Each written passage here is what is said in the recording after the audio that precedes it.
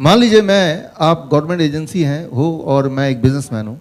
मैं आपके पास आता हूँ और ये कॉइन लेके कि ये कॉइन जादुई कॉइन है, ये जितनी बार भी आप उछालेंगे सीधा हेड ही आएगा, टेल आएगा ही नहीं। तो आप क्या बोलेंगे? आप बोलेंगे साबित करके दिखाओ। तो साबित करने के तरीके क्या हैं? आपके पास समय नहीं है कि आप तब तक खड़े होकर देखें जब तक मैं कॉइन टॉस करूं। आप बोलेंगे सारे एविडेंस इकट्ठे कर लो, साबित करो और यहाँ पे जमा कर दो। हम उसको एविडेंस को देखेंगे, अगर वो वैसा ही है तो हम अप्रूव कर देंगे कि एक ऐसा कॉइन है जो हर बार हेड आता है। और फिर आप you are authorize to sell it, आप उसको बेच सकते हैं, जहाँ भी चाहे बेच सकते हैं। अब मैं क्या करूँगा, मैं एविडेंस इकट्ठा कर रहा हूँ। तो एविडेंस इकट्ठा करने का तरीका क्या है? सिंपल कि इसको मुझे उछालना पड़ेगा, राइट? और उछालेंगे तो आपको रिजल्ट पता ही है, आधी बार हेड आएगा, आधी बार टेल आएगा, लगभग ऊपर नीचे। तो जब मैं इसको उछालूंगा तो मैं एविडेंस इकट्ठे कर रहा हूं, तो उसको बाद में दिखाना है मुझे, तो मैं वीडियो रिकॉर्डिंग भी कर रहा हूं और फिर वीडियो रिकॉर्डिंग ले जाता हूं और सबमिट कर देता हूं एज जो गिवन फॉर्मेट में, और उसमें दिखाता हूं कि देखिए जितनी बार मैं इसको टॉस कर रहा हूं उतनी बार वो हेड आ रहा है।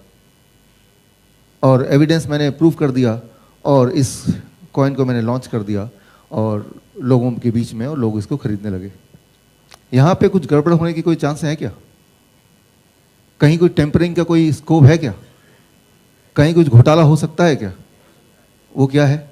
वो आपको आइडिया है कि मैंने यहाँ पे एक्चुअली क्या किया कि जो आधी बार जो नेगेटिव आ रहा था, वो टेल आ रहा था, उसको एडिट करके उसको मैंने दिखाया नहीं, वो रिजल्ट को मैंने छुपा लिया और जो पॉजिटिव वाला रिजल्ट है उसको इकट्ठा कर लिया, नेगेटिव के 2-4 भी डाल दिए बीच में, और ये प्रूव कर दिया कि most number of time it is head, so it can be sold like a coin which can give you head 90% of the time, right? Or that is what is happening. So that is the truth of the current medical science. और ये बात आज से 4 साल पहले तक, 4 या 5 साल हो गए इस चीज़ को नहीं पता थी।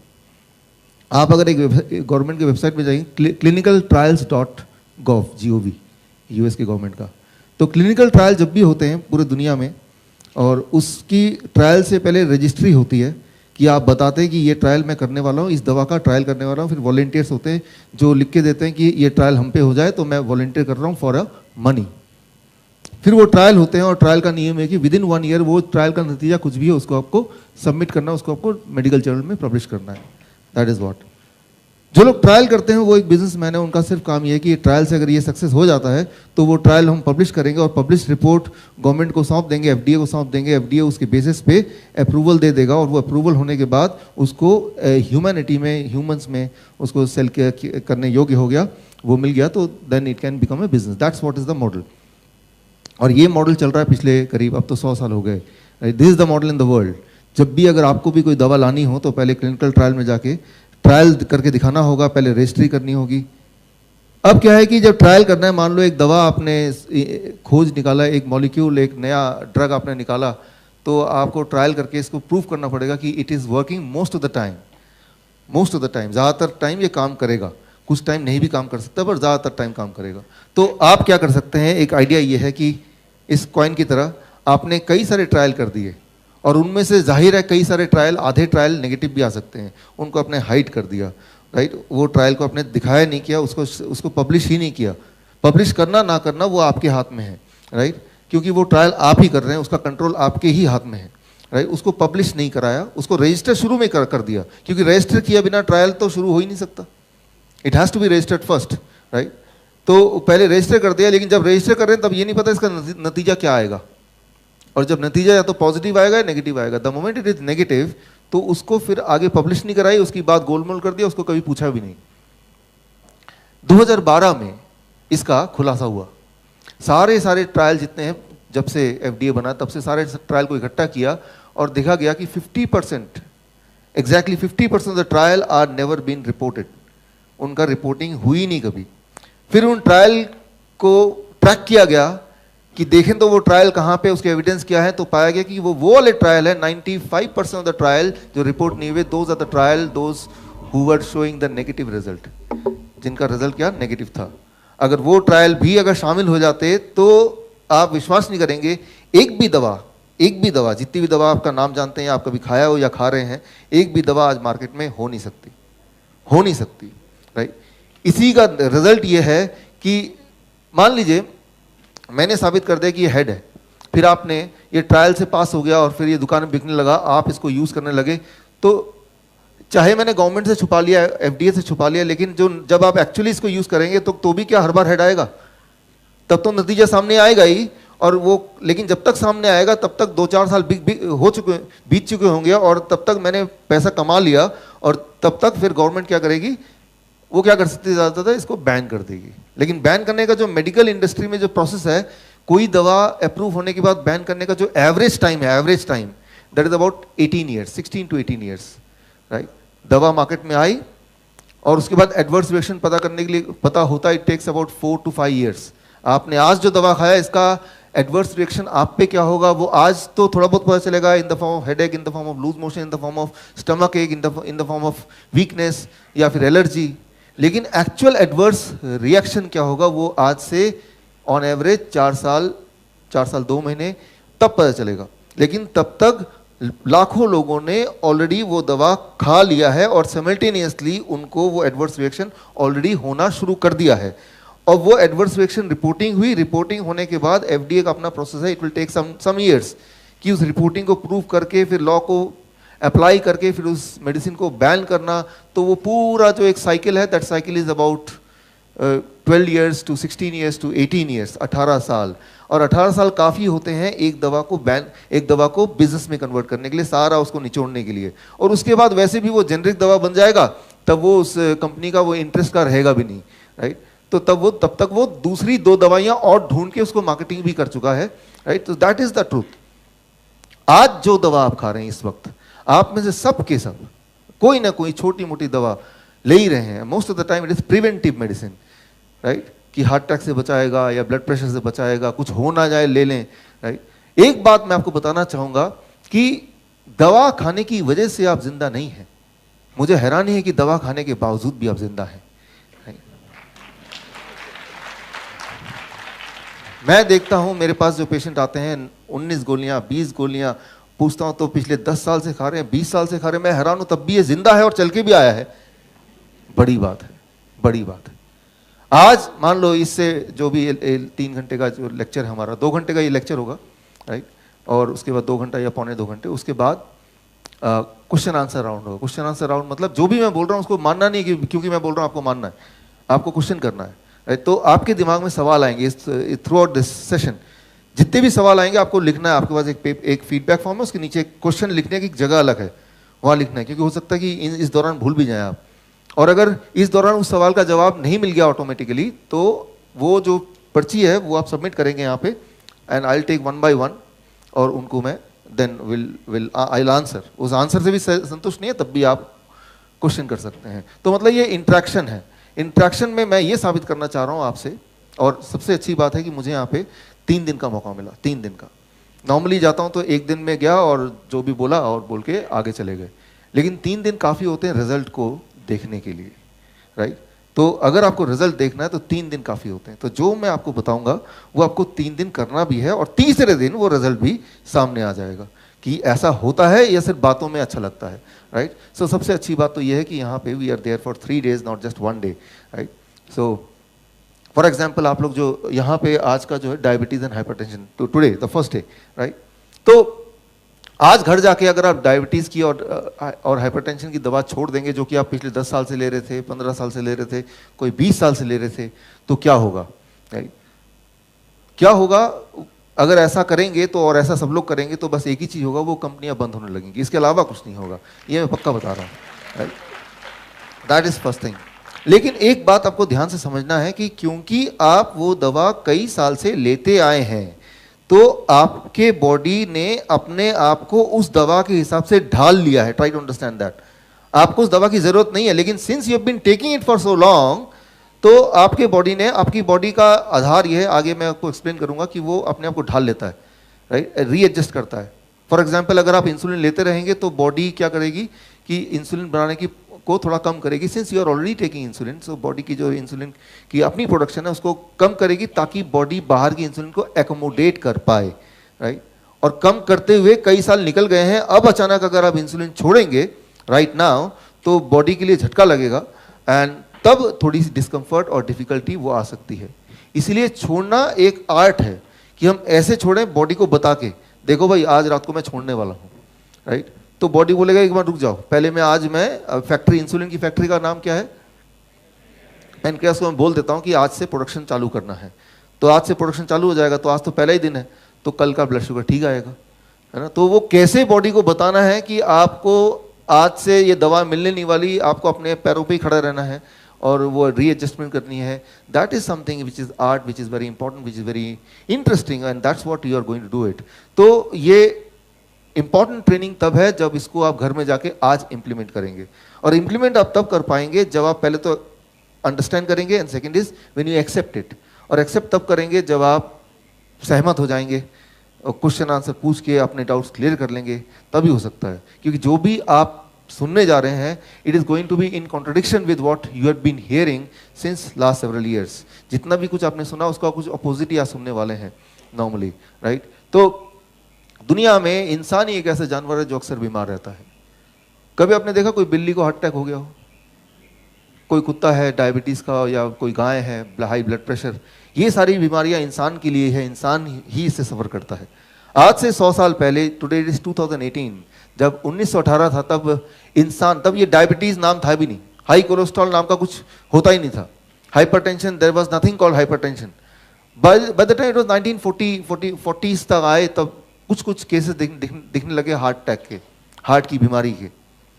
सो जैसे जैसे बीमारियां आती रहती हैं दुनिया में, तो साइंस क्या करता है, जिसे हम साइंस बोलते हैं, उसका कोई ना कोई दवा के रूप में आंसर ढूंढता है, answer in the form of medicine. Medicine क्या हो सकता है इसका, जो इमीडिएटली हमें कुछ रिलीफ दे या कुछ ऐसा लगे कि ये सोल्यूशन है। तो जब हार्ट की बीमारी आई, जो कि 1940 में धीरे धीरे आने लगी, तो हार्ट की बीमारी जैसे जैसे बढ़ती गई वैसे वैसे दवा की खोज भी बढ़ती गई। 1942 में north western university of America, that is a 150 years old university, उसने दवा खोज किया। लेकिन दवा लॉन्च करने से पहले, इंसान पे ट्राई करने से पहले कहाँ ट्राई करना होगा, it has to be tried on animals, जानवरों पे। लेकिन हेल्दी जानवर पे ट्राई करेंगे तो कुछ आंसर नहीं मिलेगा, ऐसे जानवर ढूंढने हैं कि जिनको हार्ट की बीमारी हो। और north western university of America, उनको पूरे दुनिया में से एक भी ऐसा जानवर नहीं मिला जिनको हार्ट की बीमारी हो। तो ट्राई कैसे करें, किस पे ट्राई करें, तो उन्होंने क्या किया, हेल्दी मंकीज, और उस समय की बात करें या आज की बात करें, पूरे दुनिया में हार्ट के सबसे ज़्यादा पेशेंट हैं वो भारत में है। अगर WHO के अनुसार अगर 60% ऑफ द, अगर 100 लोग आज हार्ट की बीमारी से मरते हैं, 60% ऑफ देम आर इंडियंस, आज भी और तब भी, राइट। तो न जाने कैसे उन साइंटिस्ट को लगा कि भारत में न जाने कुछ ऐसा है, उनकी मिट्टी में शायद कुछ है कि यहाँ पे हार्ट की बीमारी ज़्यादा होती है, तो शायद भारत के बंदरों को भी हार्ट की बीमारी दिलाना आसान होगा। तो 15 भारत के से मंकीज उन्होंने इंपोर्ट किए और ये डिसाइड किया कि अगले कुछ समय तक इनको ह्यूमन लाइफस्टाइल में रखेंगे, इस उम्मीद से कि कुछ समय बाद इनको भी हार्ट की बीमारी हो जाएगी, फिर दवा दे के इन पे टेस्ट किया जा सकता है। तो ये चलता रहा, तो उन मंकीज़ का लाइफस्टाइल चेंज हो गया, वही वाला जो लाइफस्टाइल आपका है। सुबह उनको चाय बिस्किट मिलने लगा, उसके बाद ब्रेड मिलने लगा, उसके बाद पकोड़े मिलने लगे, नूडल्स मिलने लगे, रोटी मिलने लगी, और बिल्कुल जैसा लाइफस्टाइल आपका इस वक्त है। और ऐसा चलता रहा कुछ समय तक, कुछ साल तक, and bye the time it was 1952 एक भी मंकी को हार्ट की बीमारी हुई नहीं। इसके बावजूद भी साइंटिस्ट लोगों को बड़ा दुख हुआ और बड़ा गुस्सा भी आया उन बंदरों पे, और गुस्से में वो बंदरों को डराने लगे, धमकाने लगे, डंडा लेके पीछे भागने लगे उनको मारने के लिए। ऐसे फ्रस्ट्रेट हो गए साइंटिस्ट, एंड रातों को जगाने लगे, उनको जगा के रखने लगे। बाय द टाइम ऑफ 1957 एक बंदर को हार्ट अटैक आ गया, और साइंटिस्ट को बड़ी खुशी हुई, कम से कम हमने एक बंदर को हार्ट अटैक तो दिलाया। बोलने का मतलब मैं ये है कि एनिमल्स में हार्ट डिजीज होना या हार्ट अटैक आना इज नियर इम्पॉसिबल, और इंसानों की बात करें और यहाँ पे बात करें, करीब हम लोग सब मिला के, मुझे मिला के पूरा ऑडिटोरियम भरा, मुझे डॉक्टर गुलाब ने बताया 1000 सीट है यहाँ पे, तो मुझे मिला के करीब यहाँ पे 1000 लोग हैं, तो हम में से करीब 300 लोग, 350 लोग including me are going to die of heart disease, right. वो 350 लोग कोई भी हो सकते हैं। तो इंसान में हर तीसरा इंसान हार्ट की बीमारी से मरता है, राइट। अब देखिए हम बात कर रहे हैं डायबिटीज की, हाइपरटेंशन की। हाइपरटेंशन और डायबिटीज ये कोई बीमारी नहीं है, ये मेडिकली इसको बीमारी नहीं बोलते हैं। हाइपरटेंशन मतलब ब्लड प्रेशर का एक लेवल से ऊपर रहना, दैट इज कॉल्ड हाइपरटेंशन। और ब्लड शुगर का मतलब, डायबिटीज का मतलब एक नंबर से, एक आंकड़े से अगर शुगर का नंबर ज्यादा आया, हेल्थ कैसी उसे कोई मतलब नहीं है। Try to understand this, right. आपकी हेल्थ अच्छी हो सकती है, बुरी हो सकती है, कैसी भी हो सकती है, लेकिन एक नंबर से, एक नंबर आपको दे देंगे, उससे अगर आंकड़ा ज्यादा आया तो उसको बोलते हैं डायबिटीज। और दुनिया में देखा गया है ऐसा कि जिन लोगों का ब्लड शुगर एक नंबर ज़्यादा रहे और लंबे लंबे तक समय तक रहे, तो ऐसा माना जाता है कि उनकी हार्ट की बीमारी होने के चांसेस बढ़ जाते हैं, राइट। तो मैं यहाँ पे ये बोलना चाह रहा हूँ कि hypertension, diabetes, they themselves itself are not a disease, वो अपने आप में बीमारी नहीं है, लेकिन ऐसा रहना और लंबे समय तक रहना से हार्ट की बीमारी, किडनी फेलियर ऐसा हो जाता है, आँख खराब हो सकते हैं। तो इसके लिए हम इन दोनों को कंट्रोल में रखना चाहते हैं, एक नंबर, एक दायरे के अंदर रखना चाहते हैं। ये है प्रेजेंट क्राइटेरिया, ये है प्रेजेंट कंसेंसस। दो चीजें हैं, एक तो क्या हम पे काम करती है वो एक अलग बात है, और क्या कन्वेंशनली माना गया है वो एक अलग बात है। दोनों चीज एक हो भी सकती है, दोनों चीज एक नहीं भी हो सकती हैं। ये डिसाइड कौन करेगा? सिर्फ एक इंसान करेगा, वो है आप खुद, क्योंकि वो आपकी सेहत है, किसी की सेहत नहीं है। It is your health. और पूरे हमेशा अगर आप देखें तो सिर्फ एक ही इंसान अपने साथ रहता है, आपके साथ रहता है, वो है आप खुद। तो आपसे ज्यादा आपके हेल्थ के बारे में दुनिया में कोई नहीं बता सकता, कोई मॉनिटर, कोई मशीन, कोई डॉक्टर नहीं बता सकता। मान लीजिए आपको हेडेक है, कौन सा एमआरआई बता देगा कि आपको हेडेक है? वो आप ही बताएंगे ना, मुझे हेडेक है। डॉक्टर बोलता नहीं आपको हेडेक नहीं है, आप बोल रहे हैं, तो किसकी बात मानेंगे? सो एक्चुअली आप देखें, जो डायग्नोसिस है, वो डायग्नोसिस करने की जो ताकत है वो सिर्फ इंसान के पास है, उस इंसान के पास जो कि उस इंसान अपने अंदर रहता है। कोई और डायग्नोस नहीं कर सकता, और कोई और एक आंकड़ा दे सकता है, वो आंकड़ा मिसलीडिंग हो सकता है, और मिसलीडिंग हुआ, उस आंकड़े को रेफरेंस मान के आप दवा लेने लगेंगे तो आपने ऑलरेडी बीमारी का रास्ता चुन लिया है। तो वो रास्ता किस तरह से चुनते हैं, इसका मैं एक उदाहरण देता हूं। एक मेडिकल कॉलेज महासा मलेशिया का सबसे बड़ा मेडिकल कॉलेज, और वहाँ मुझे इनवाइट किया गया लेक्चर देने के लिए। और मैं थोड़ा पहले पहुँच गया, तो मेरे से पहले ऑलरेडी एक लेक्चर चल रहा था इसी टॉपिक पे, और वो एक प्रोफेसर का था। तो वो कैसे पढ़ाई होती है उससे आप थोड़ा अंदाज़ा लगाइए किस तरह से हम बीमारियों को इन्वाइट करते हैं। तो महासा मेडिकल कॉलेज में एक प्रोफेसर का एक लेक्चर कुछ, मान लीजिए आप मेडिकल कॉलेज के स्टूडेंट्स हैं, राइट। नेचुरोपैथी मेडिकल कॉलेज नहीं, एलोपैथिक मेडिकल कॉलेज स्टूडेंट है, आज आपका पहला दिन है और मैं आपका प्रोफेसर हूं, तो कैसे पढ़ाई होगी? Okay, good morning friends.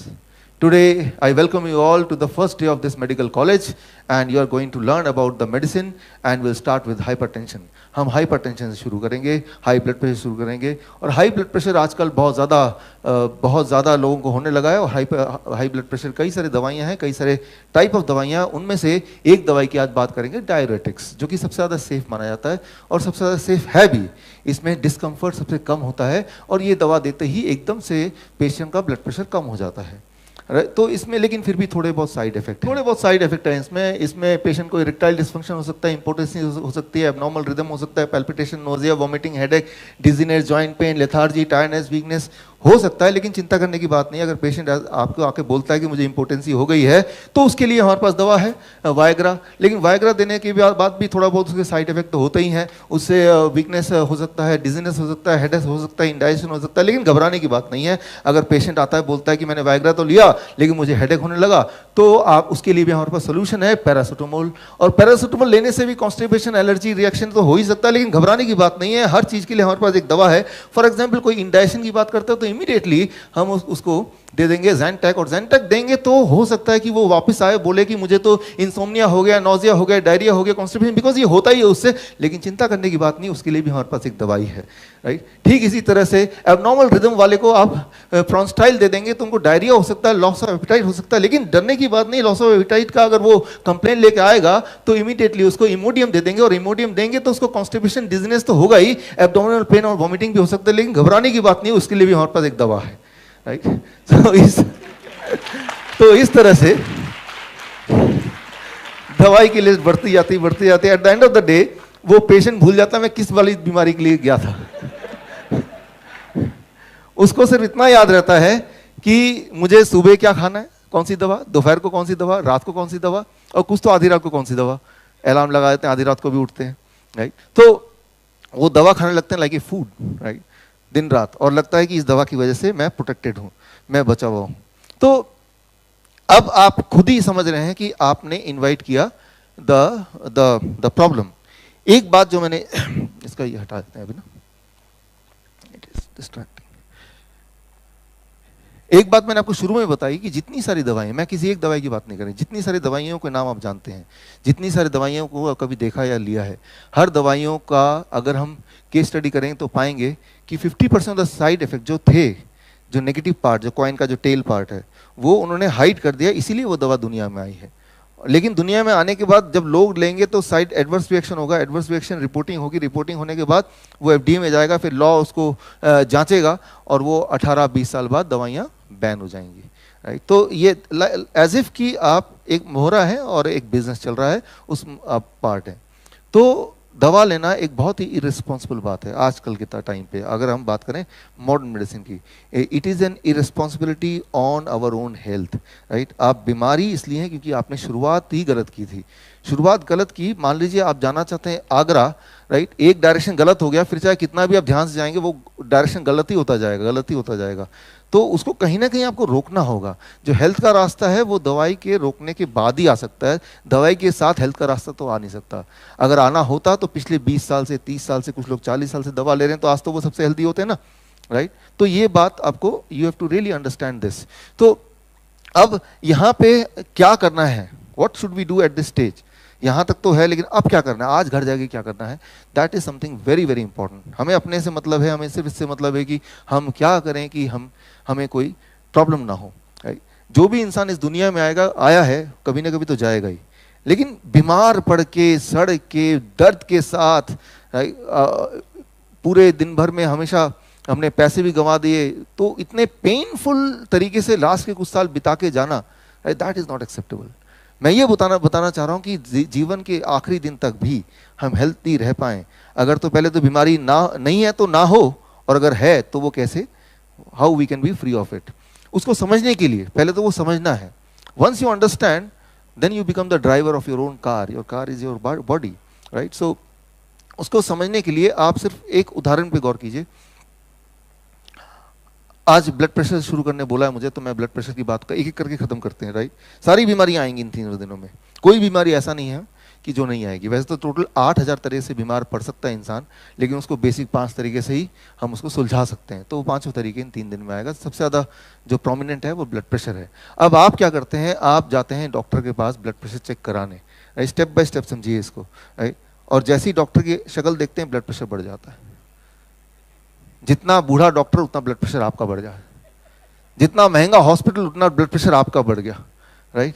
जितना ज्यादा डिग्री उसके बाहर लिखा उतना ज्यादा ब्लड प्रेशर। अब डॉक्टर चेक करेगा आपका ब्लड प्रेशर, बोलेगा देखो यार आपकी ब्लड प्रेशर तो इतनी ज्यादा है, ये वाकई में हाई है, राइट। वो बोलेगा और ये दवा ले लो, वो कर लो, और जैसे ही आप हॉस्पिटल से बाहर निकलते हैं ब्लड प्रेशर बिल्कुल नॉर्मल हो जाता है, राइट। सो आंकड़े कहते हैं कि 80%, American journal of cardiology 1987, 80% the patient have higher reading in the doctor's office, right. जो that is called white coat syndrome. White coat syndrome मतलब सिंपल भाषा में सफेद कोट देखते ही ब्लड प्रेशर का बढ़ जाना, राइट। तो ये ब्लड प्रेशर, जैसे मैं बोला, कोई बीमारी नहीं है, ये भगवान का दिया हुआ हमारे लिए प्रोटेक्टिव मेजर है। मान लीजिए मैं अभी बात कर रहा हूँ आपसे, अचानक मैं उधर देखता हूँ एक सांप आ गया, अब क्या होगा, एकदम से मैं घबराऊंगा, एकदम से, राइट, और मैं जंप करूंगा, मैं अलर्ट हो जाऊंगा। इस वक्त अगर कोई मेरा ब्लड प्रेशर चेक करेगा तो कितना मिलेगा, 200/100 या 300/200, कुछ भी मिल सकता है। तो क्या मैं ब्लड प्रेशर का पेशेंट हूँ? I am not a blood pressure patient, right.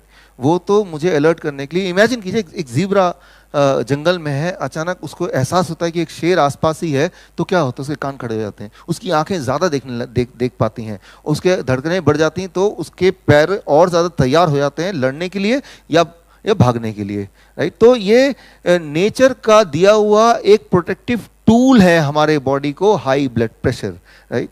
तो उस हाई ब्लड प्रेशर में हमारे सारे ऑर्गन अलर्ट होके उस इमरजेंसी सिचुएशन से हम कैसे बचें, कैसे भागें, राइट, वो सारी चीज़ें हमारे अंदर आता है। वो तभी हो सकता है जब ब्लड प्रेशर ज़्यादा हो, ब्लड सर्कुलेशन ज़्यादा तेज़ी से हो, न्यूट्रिशन जगह जगह पे जहाँ ज़रूरत है सबसे ज़्यादा, जिन मसल्स को वहाँ पहुँचे, ऑक्सीजन पहुँचे, that is what is called high blood pressure. यानी कि जैसे आप डॉक्टर के चैम्बर में हैं, आपके ब्रेन ने अलर्ट कर दिया, राइट, तो आपको क्या करना है, भागना है वहाँ से जीब्रा की तरह, लेकिन आप वहीं बैठे रह जाते हैं, राइट। तो आपके ब्रेन ने तो अलर्ट किया था। अब मान लीजिए मैं ऐसा करता हूँ कि चलो भाई, डॉक्टर से अगर पूछेंगे भाई कितना ब्लड प्रेशर रहना चाहिए, मैं तो जिंदा रहना चाहता हूँ 100 साल, क्या क्या नंबर बोलेंगे डॉक्टर, कोई भी 120/80, राइट, कि भाई 120/80 ले आओ तो आपकी लंबी आयु होगी, हाइपरटेंशन, हार्ट डिजीज के चांसेस कम होंगे, किडनी फेलियर के चांसेस कम होंगे। तो मैंने अपने बॉडी में कुछ ऐसी फिटिंग कर दी, ऐसी सेटिंग कर दी कि मेरा ब्लड प्रेशर जो है 120/80 पे रहता है हमेशा, बिल्कुल परफेक्ट, बिकॉज मैं लंबा जीना चाहता हूँ। अब मैं लेक्चर दे रहा हूँ, अचानक मैंने देखा पीछे एक सांप आ रहा है बड़ी तेजी से, तो मेरा रिएक्शन क्या होगा, ठीक है आने दो। मतलब मेरे अंदर जो डर का आएगा, जो इमरजेंसी आएगी, जो अलर्टनेस आएगी, वो अलर्टनेस ब्रेन तभी देगी। ब्रेन क्या करती है, हार्मोन बनाती है, वो हार्मोन को ब्रेन बोलती है, केमिकल को, कि फटाफट इस हार्मोन को पूरे बॉडी में सर्कुलेट करना है। वो तभी तो होगा ना जब ब्लड प्रेशर बढ़ेगा, राइट, ट्राई टू अंडरस्टैंड। लेकिन मेरी तो सेटिंग 120/80 पे है, राइट, तो मैं तो खड़ा ही रह गया कि चलो आने दो, मेरा क्या जा रहा है, मैं तो अपना काम कर रहा हूँ। So try to understand, high blood pressure is not a problem, not having high blood pressure can be a problem sometimes, right.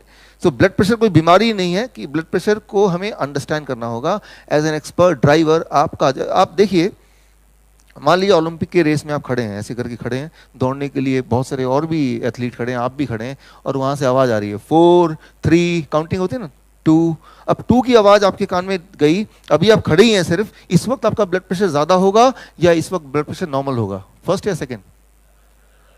ज़्यादा होगा, राइट। लेकिन याद रखिए आपने कुछ किया नहीं है, आपने अभी हिले भी नहीं अपनी जगह से, लेकिन ब्लड प्रेशर कितनी तेजी से हो गया, because high blood pressure is what, आपका बॉडी प्रिपेयर कर रहा है आपको वो आने वाले चैलेंज को फेस करने के लिए, इजंट दैट राइट?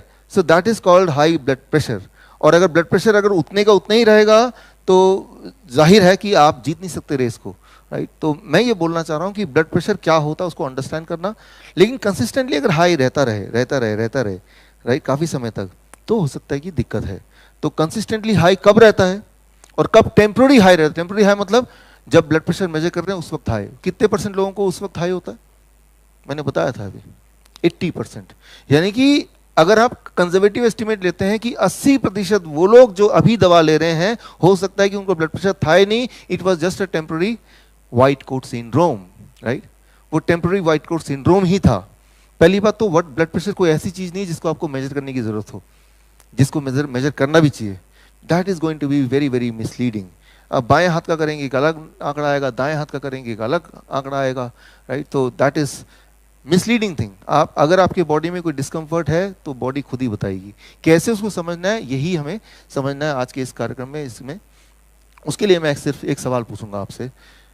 पहला, एक कन्वेंशनल सेटिंग में आज से पहले, इस आज के दिन से पहले अगर आपसे पूछता है सवाल, high blood pressure leads to heart disease and risk of brain stroke, या फिर risk of brain stroke and heart disease leads to high blood pressure, कौन सा सही है इसमें से? पहला है सेकंड?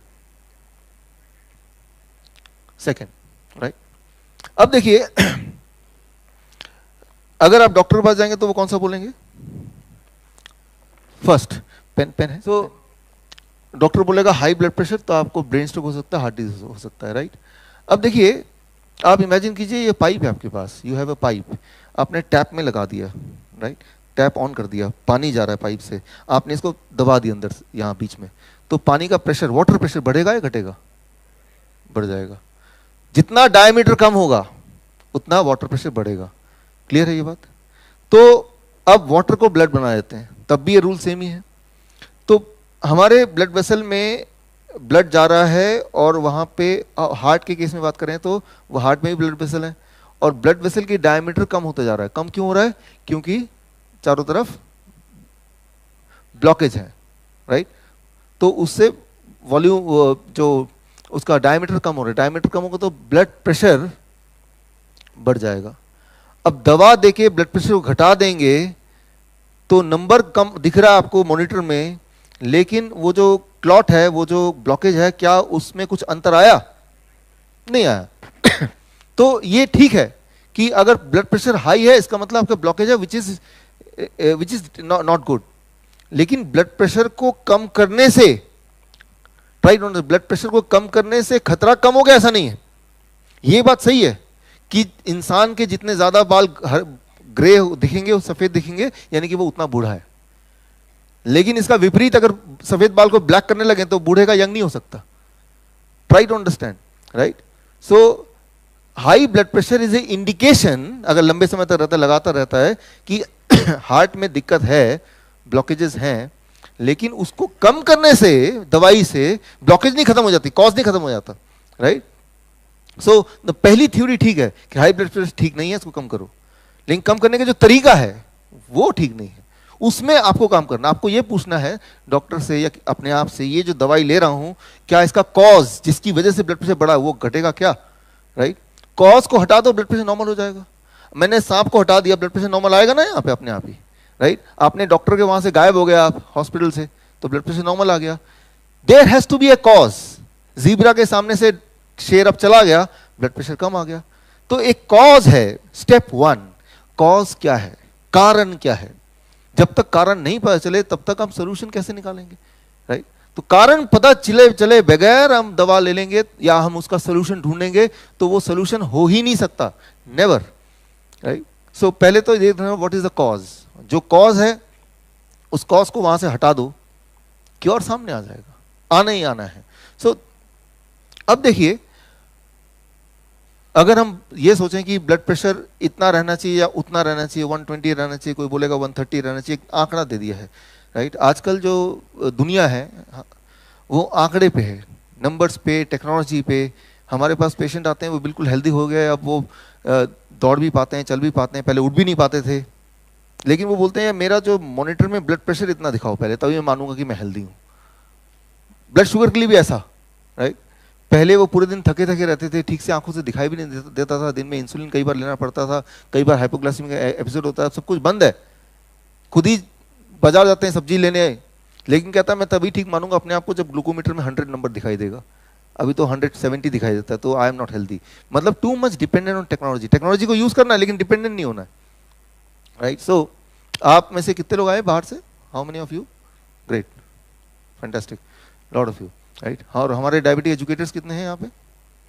काफ़ी सारे, congratulation, good good that you have come from all over India. और यही बात आपको आगे बतानी है। तो जब आप आए तो आपने क्या किया, अपना ये वो गूगल मैप लगा दिया, गूगल मैप में संत हृदयानंद मेडिकल कॉलेज, राइट, वो लगा दिया। वो गूगल मैप क्या बोलेगा, गो स्ट्रेट, आप स्ट्रेट चले गए, now go right, turn right, आप राइट चले गए। करते करते करते करते करते करते अचानक आपने देखा कि सामने ये बोर्ड लगा है, ये ऑडिटोरियम भी है, भीड़ भी है, वहाँ पे बैनर भी लगा हुआ है और हमारे श्रद्धेय बाबू जी वहाँ पे आपका स्वागत कर रहे हैं, आइए जी, यही है और आपका स्वागत है। लेकिन आप बोलेंगे रुको रुको रुको, गूगल मैप में देखूँ क्या बता रहा है। गूगल मैप बता रहा है 2 किलोमीटर आगे है, तो आपकी आंखें बता रही भाई ये है, आपके कान सुन रहे ये हैं, हमारे भाऊजी बोल रहे हैं भाई यही है आ जाओ, लेकिन आप बोल रहे हैं मैं तब मानूंगा जब गूगल मैप बताएगा। गूगल में बोल रहे 2 किलोमीटर और आगे है। 2 किलोमीटर और आगे गए, वहां एक गड्ढा दिखा तो सोच रहे कि यहीं पे कुछ ना कुछ होगा, मैं तो यहीं बैठता हूं। मैं ये बोलना चाह रहा हूं टेक्नोलॉजी ठीक है, यूज करना है, बट एक टेक्नोलॉजी और भी दी है हमें, वो है हमारा खुद का दिमाग, हमारी खुद की बॉडी, राइट? इस टेक्नोलॉजी से बड़ी नहीं है वो टेक्नोलॉजी, इस टेक्नोलॉजी को इग्नोर नहीं करना है, इस टेक्नोलॉजी को लेके चलना साथ में। सो अगर ऐसा कुछ करेंगे तो आपको सोल्यूशन मिलेगा। We have to take the advantage of technology, but not, we should not ignore our own technology which is far superior than the technology which we are using presently, right? So मैं एक important बात आपके दिमाग में डालना चाहता हूँ, सबसे इंपॉर्टेंट बात, कि आंकड़े पे नहीं जाना है कि मेरा ब्लड प्रेशर कितना है, मेरा ब्लड शुगर का नंबर कितना है, उस आंकड़े पे नहीं जाना है। अगर आपको जाना ही है, हेल्थ का ख्याल रखना ही है, तो अपने आप से पूछिए कि how I am feeling today, am I feeling energetic, क्या मुझे एनर्जेटिक लग रहा है? अगर तो आंसर यस है तो आंकड़ा कुछ भी हो सकता है। मैं आपको उदाहरण से समझाना चाहता हूं इसको। फॉर एग्जाम्पल देखिए कि दुनिया में जो सबसे ज्यादा जीने वाले लोग हैं, एक एग्जाम्पल नॉर्वेजियन, तो वो 80 साल जीते हैं, उनका एवरेज ब्लड प्रेशर 150/90, एवरेज सभी का 150/90। अब यहां से अगर 2 डॉक्टर वहां चले गए तो क्या बोलेंगे सभी को दवा पे, यार ये सबके सब मरने वाले हैं हार्ट की बीमारी से, कल ही इनकी ब्रेन स्ट्रोक हो जाएगा, सबके साथ दवा लो और उनको आपके ब्लड प्रेशर किसी भी तरह से करके 120 और बटे 80 तक तो लाओ, राइट। तो और ये कोई मेरा खुद के आंकड़े नहीं है, ये मेडिकल जर्नल में जो रेस्पेक्टेड मेडिकल जर्नल में रिपोर्टेड है, journal of medical American medical association 2013, तो उन्होंने ये बोला कि अगर ये गाइडलाइन को वहां इंप्लीमेंट करते हैं तो 76% ऑफ नॉर्वे के जो एडल्ट्स हैं they are suitable for drug treatment, right, उनको दवा लेनी पड़ेगी फिर, जबकि असलियत है कि वो दुनिया में वो सबसे ज्यादा जीने वाले लोगों में से हैं। तो क्या फर्क पड़ता है कि नंबर क्या है, वो 150 दिखा रहा है लेकिन आप 100 साल जी रहे हैं, राइट, 120 दिखा रहा है लेकिन वो 25 साल 30 साल में ही वो बीमार हो गए। तो नंबर इज नॉट इंपॉर्टेंट, ये दिमाग में डाल दीजिए कि नंबर इंपॉर्टेंट नहीं है।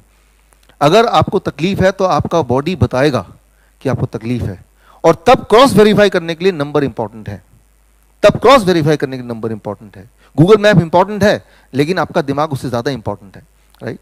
सो कई बार बोलते हैं, मैंने देखा कि टेक लेफ्ट टर्न, देखा लेफ्ट में एक दीवार बनी है, तो मैं समझ जाता हूं गूगल मैप ने इसको रिकॉग्नाइज नहीं किया, लेकिन मेरी आंखें भी तो हैं, मेरे कान भी तो हैं, मेरी बॉडी भी तो है, तो मैं उसका हेल्प ले लूं, राइट। सो अब ठीक इसी तरह से अगर मैंने एक सवाल अभी पूछा आपसे कि भाई अभी ब्लड प्रेशर कितना बोलते हैं, तो 120/80, अगर इसी तरह से अगर यही वाला सवाल मैं आज से 20 साल पहले पूछता, 1997 कितना ब्लड प्रेशर होना चाहिए नॉर्मल जिससे ऊपर दवा देने की जरूरत पड़े, तो आप बोलते 160/100, 160/100। आज से 20 साल पहले अगर 160/100 के ऊपर किसी की ब्लड प्रेशर होती थी तब उनको दवा देना होता था, लेकिन 1997 में उसको कर दिया 140/90। अब आप बोल रहे हैं 120/80। अब देखिएगा इस साल के अंत तक ये हो जाएगा 115/75, और जिस दिन ऐसा हो जाएगा उस दिन दुनिया में वही हेल्दी बचेगा जो अपना ब्लड प्रेशर चेक नहीं कराएगा।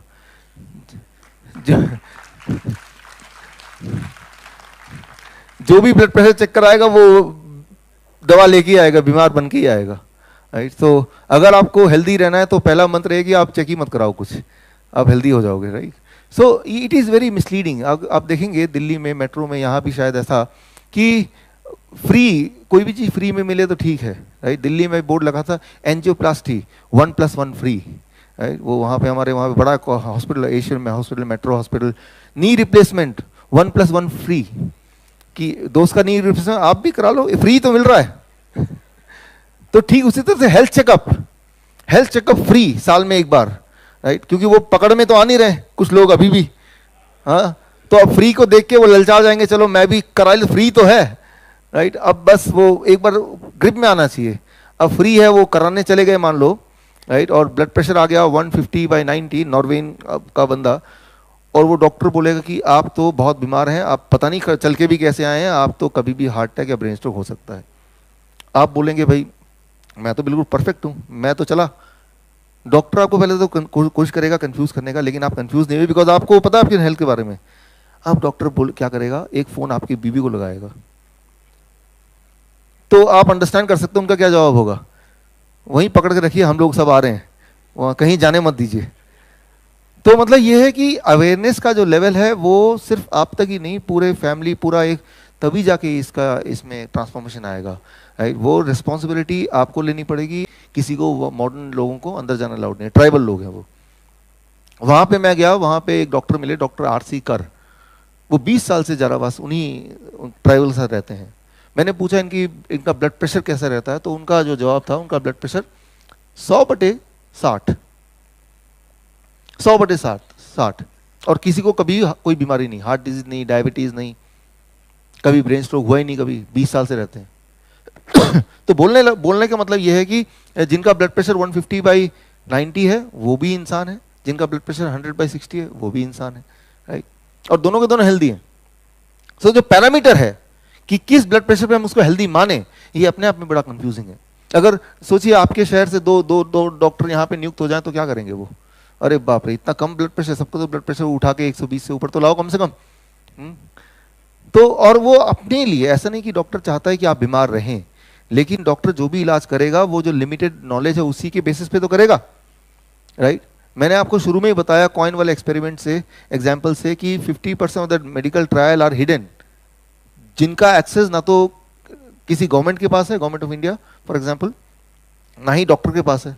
अब डॉक्टर के पास वो वाले रिजल्ट के एक्सेस ही नहीं है, तो जो एक्सेस है वो अधूरा है, तो डॉक्टर जो इलाज कर रहा है उस अधूरे नॉलेज के बेसिस पे कर रहा है, तो एक्चुअली वो उसका फॉल्ट नहीं है, बिकॉज उसकी नॉलेज ही उतनी सी है। तो मैं ये बोलना चाह रहा हूँ कि जो मॉडर्न मेडिसिन है दैट इज इम्परफेक्ट, उससे आपको इलाज लेना एक खतरे की तरह है, बिकॉज वो पता ही नहीं क्या होगा, क्योंकि जो एक्चुअल चीज जो होगा वो तो ट्रायल कभी आए नहीं सामने, वो तभी पता चलेगा जब एक्चुअली कुछ हो जाएगा आपके साथ, जो कि होता रहता है लोगों के साथ, राइट। सो एक इंपॉर्टेंट बात, ब्लड प्रेशर कैसे हमारा बॉडी बनाता है, उसके लिए सिर्फ एक ही स्लाइड काफी होगा। इस वक्त आपका ब्लड प्रेशर कितना रहेगा, किसी का भी आप में से, ये तय कौन करता है? ये brain, heart, kidney, liver, lungs. आप एक एक्सपर्ट ड्राइवर यूं मान लीजिए, और एक्सपर्ट ड्राइवर है कि गाड़ी की स्पीड कितनी होगी ये कौन तय करता है? आप देखते हैं, राइट, आप सुनते हैं कि पीछे से हॉर्न बज रहा है कि नहीं, आप एक्सपीरियंस मेमोरी से आपको पता है इसी रूट से जाते हैं कि उधर एक गड्ढा आने वाला है, राइट। तो कई सारे इनपुट से डिसाइड करते हैं कि आपकी गाड़ी की प्रेजेंट स्पीड कितनी होनी चाहिए, राइट। ठीक उसी तरह से आपका बॉडी भी किसी भी समय आपका ब्लड प्रेशर कितना होना चाहिए, वो ये सारे ऑर्गन मिलकर कंट्रीब्यूट करते हैं, और ये सारे ऑर्गन अपने अपने, सिंपल भाषा में बता रहा हूं, हार्मोन्स, केमिकल रिलीज करते हैं कि मेरे हिसाब से इतना ब्लड प्रेशर, इतना ब्लड प्रेशर, और वो कंबाइन होता है और तब तय होता है कि आपका ब्लड प्रेशर एक्चुअली अभी कितना होगा, जो कि आपके हेल्थ के लिए और आप जिस काम को करने जा रहे हैं, फॉर एग्जांपल आप ओलंपिक में दौड़ने जा रहे हैं या जो भी काम करने जा रहे हैं वो काम आप परफेक्टली कर पाए। लेकिन अगर बीच में आप एक दवा खा लेते हैं तो इनकी जो कैलकुलेशन है वो सारी गड़बड़ होगी। वो कुछ ऐसा ही होगा, मान लीजिए आपकी जो गाड़ी है, एक नया गाड़ी आया और उस गाड़ी में एक नया फीचर है कि ड्राइवर सीट के साथ साथ पैसेंजर सीट में भी 2-3 स्टीयरिंग लगा दिए हैं। कैसा रहेगा आइडिया? ताकि पैसेंजर को कहीं जाना हो तो आपसे पूछने की जरूरत नहीं, वो घुमा देगा स्टीयरिंग जब मर्जी, ठीक रहेगा ना? पैसा उतना ही गाड़ी का, फालतू पैसा नहीं ले रहे हैं, लेकिन स्टीयरिंग चार्ज और डाल के दे रहे हैं। You know it will be really dangerous, right. गाड़ी कितनी भी बड़ी हो, ट्रेन कितना ही बड़ा हो, हवाई जहाज कितना भी बड़ा हो, कंट्रोल तो एक, पायलट तो एक ही होगा ना, ड्राइवर तो एक ही होगा ना। अगर ड्राइवर 10 होने लगे गाड़ी के अंदर तो क्या होगा? सिर्फ एक ही चीज होगा, एक्सीडेंट। वो कौन सा एक्सीडेंट होगा, कौन सी टांग टूटेगी, क्या होगा, कहां पे होगा, ये तो वक्त ही बताएगा, लेकिन एक बात तय है कि एक्सीडेंट ही होगा, नथिंग एल्स। मैं यहां पे आपको ये बताना चाह रहा हूं कि आपके बॉडी में ये जो लोग हैं ये मिला के they become one driver, that is you. अब ये ड्राइव कर रहे हैं हर पल, इंक्लूडिंग इस पल भी डिसाइड कर रहे हैं आपका ब्लड प्रेशर कितना होना चाहिए, लेकिन आप उस पैसेंजर वाले के साथ जिसको एक स्टीयरिंग मिल गया कहीं से, आप उसको कंट्रोल करना चाह रहे हैं, तो ये बड़ा ही ज्यादा डेंजरस बात है, राइट। तो अपने गाड़ी का स्टीयरिंग आप किसी और के हाथ में, यानी कि डॉक्टर के हाथ में या दवा लेके उसमें आप ऐसे मत कीजिए, राइट। तो जिस तरह से आप अपनी गाड़ी में एक और स्टीयरिंग पीछे नहीं लगाने देंगे, ठीक उसी तरह से, राइट। तो उतना ही खतरा है गाड़ी में, तो फिर भी कम खतरा है, पहले गाड़ी डैमेज होगा फिर इंसान जो अंदर बैठा वो डैमेज होगा, ये तो सीधा ही आप ही तो गाड़ी है, your body is a vehicle, right. So it is not A science at all. दवा लेके ब्लड प्रेशर कम करना कोई साइंस नहीं है, ये एक तुक्का, एक फ्लूक है, राइट। तो ये अगर आप ब्लड प्रेशर की दवा ले रहे हैं तो आप काफी बहादुर हैं और जिंदा भी हैं, राइट।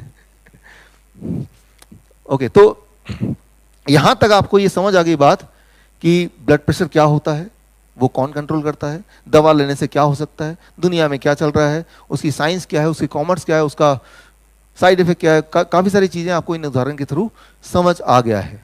अब एक चीज समझना बाकी है, आज घर जाके क्या करें हम, दवा लें कि ना लें, पहले तो ये बता दो, right. So that is what you may would like to know कि once I go back should I take the next dose of hypertension medication, if not then what to do, right. तो अब उस पे आते हैं। तो इसका मतलब ये जो पार्ट है ये बड़ा ही इंपॉर्टेंट है, बिकॉज ये आपको करना है घर जाके, राइट, और घर जाके करना और कल आके बताना भी है। ओके, सो दुनिया में कई सारे लोग ऐसे हैं, उनमें से एक उदाहरण ले रहा हूँ, ताराहुमारा इंडियंस। ये नॉर्थ अमेरिका में एक जगह है जहाँ पे ये ताराहुमारा इंडियंस एक काइंड ऑफ सिविलाइजेशन रहती है। इनमें कोई भी हार्ट डिजीज नहीं है, इनमें कभी हार्ट डिजीज नहीं देखी गई, इनमें ब्रेन स्ट्रोक नहीं देखा गया, इनमें हार्ट अटैक नहीं देखा गया, ये मेडिकल जर्नल में रिपोर्टेड है। और ऐसे सिर्फ एक ही जगह नहीं है, पूरे दुनिया में, जैसे मैंने जारावास का एग्जांपल लिया थोड़ी देर पहले, पूरे दुनिया में ऐसे चंक्स हैं, ऐसी जगह ऐसे ऐसे लोग हैं जहाँ पे हार्ट डिजीज नहीं होती है, नहीं होती है। आप देखिए इंडिया में, भोपाल में, दिल्ली में कितने परसेंट है? 33%। हर तीसरा आदमी के डेथ का कारण हार्ट डिजीज है। और ये लोग भी इंडियंस हैं, हमारे इंडियंस, यहाँ पे हार्ट की बीमारी है ही नहीं, ना कभी थी। तो आपको हाई ब्लड प्रेशर से नहीं बचना है। हाई ब्लड प्रेशर से क्या हो सकता है, जैसा बोलते हैं हार्ट डिजीज, उससे बचना है। हाई ब्लड प्रेशर कॉज क्या है मैंने बताया अभी, ब्लॉकेज। वो ब्लॉकेज को हटाना है, इजंट दैट? और ब्लॉकेज जब हट जाएगा तो ब्लड प्रेशर नीचे आएगा, कम होगा कि नहीं होगा? हो जाएगा। तो ब्लड प्रेशर जैसे ही कम होगा आपको आइडिया मिल जाएगा कि मेरा जो ब्लॉकेज था वो गायब हो गया अब, या कम हो गया अब। Getting the point? तो मेन आपका आइडिया है कि या तो ब्लॉकेज होगा या नहीं होगा। अगर तो ब्लॉकेज है तो वो कैसे जाए ताकि ब्लड प्रेशर नेचुरली नीचे आए, और हमें कैसे पता चलेगा? आपकी एनर्जी लेवल इमीडिएटली बढ़ जाएगी। पहले ऐसा होता होगा कि आप अगर 2 शॉपिंग बैग लेके चलने लगे तो 200 मीटर जाने के बाद हांफने लगते हैं, आप बैठना चाहते हैं, ऐसा कुछ। या आप स्टेयर चढ़ने लगे तो पहली मंजिल जाने के बाद रुकना पड़ता होगा कुछ लोगों को, तभी जाके सांस आती है, फिर दोबारा चलते हैं।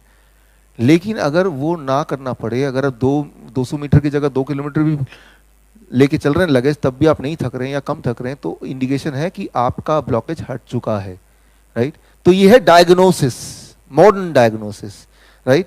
तो पहले तो रूल को अपनाएंगे, फिर चेक करेंगे भाई ये काम कर रहा है क्या। चेक करने का तरीका वेरी सिंपल, कि अभी आपकी एनर्जी लेवल कितनी है वो आपको आइडिया है कि अभी मैं शॉपिंग बैग लेके जाता हूँ, लगभग यहाँ तक जाता हूँ तो मुझे लगता है कि अब मैं थक गया हूँ तो थोड़ा वेट कर लूँ, या मुझे एंजाइना पेन हो रहा है, डिस्कम्फर्ट हो रहा है, तो मतलब मुझे आराम करना चाहिए, या शॉपिंग बैग उठाना ही नहीं चाहिए। और अगर ऐसा हो कि 1 किलोमीटर जा रहे हैं तब भी नहीं थक रहे, इसका मतलब that is the indication, that is the true indication कि वाकई में आपकी हार्ट का जो है पहले से बेटर हो गया है, वाकई में आपका ब्लॉकेज चला गया है। और सप्लीमेंट्री जो इंडिकेशन है वो है कि ब्लड प्रेशर भी कम हो जाएगा। हम ब्लड प्रेशर कम करने को एम नहीं कर रहे हैं, हमारा प्राइमरी गोल ब्लड प्रेशर कम करना नहीं है। हमारा प्राइमरी गोल क्या है? हार्ट की बीमारी को कम करना। सेकेंडरी गोल क्या फुलफिल हो रहा है? Automatically as a response blood pressure भी ऑटोमेटिकली कम होगा, वो बाई प्रोडक्ट है। ब्लड प्रेशर कम हो ज्यादा हो वो इंपॉर्टेंट नहीं, इंपॉर्टेंट है कि क्या एनर्जी लेवल बढ़ी, क्या मेरा डिस्कंफर्ट घटा, क्या मैं ज्यादा देर तक चल सकता हूं, क्या मैं 3 मंजिल भी अगर दौड़ के चढ़ूं तो कितनी देर में मेरी सांसें वापस आती हैं, तो कितनी देर बाद मैं ठीक से बात कर सकता हूं बिना सांसें की फूले, right? Getting the point? So ये है इंपॉर्टेंट पैरामीटर। इन पैरामीटर में अगर पॉजिटिव रिस्पॉन्स मिलता है तो मतलब सिस्टम काम कर रहा है, राइट? कितना समय लगा पॉजिटिव रिस्पॉन्स दिखने में? करीब 3 दिन, 2-3 दिन, इसलिए हम यहाँ पे 3 दिन तक हैं, रिस्पॉन्स अभी दिख जाएगा, राइट? करना क्या है? वही करना है जो ये लोग करते हैं। इनमें कोई हार्ट की बीमारी नहीं है। तारा हमारा इंडियंस, ये पूरी दुनिया जानती है, ये दौड़ते हैं, सुबह शाम तक दौड़ते रहते हैं, थकते ही नहीं, घोड़े की तरह। तो ये जो करते हैं वही आपको करना है। अच्छा, ये क्या करते हैं? दुनिया में देखा गया कि ये तारा हमारा इंडियंस या इस तरह के और भी पॉपुलेशन जहां पे हार्ट डिजीज नहीं है, वो सारे लोग सिर्फ एक ही काम करते हैं, एक ही काम। तो मतलब आज के घर जाने के बाद एक ही काम करना है, वो आपका नेक्स्ट स्लाइड है।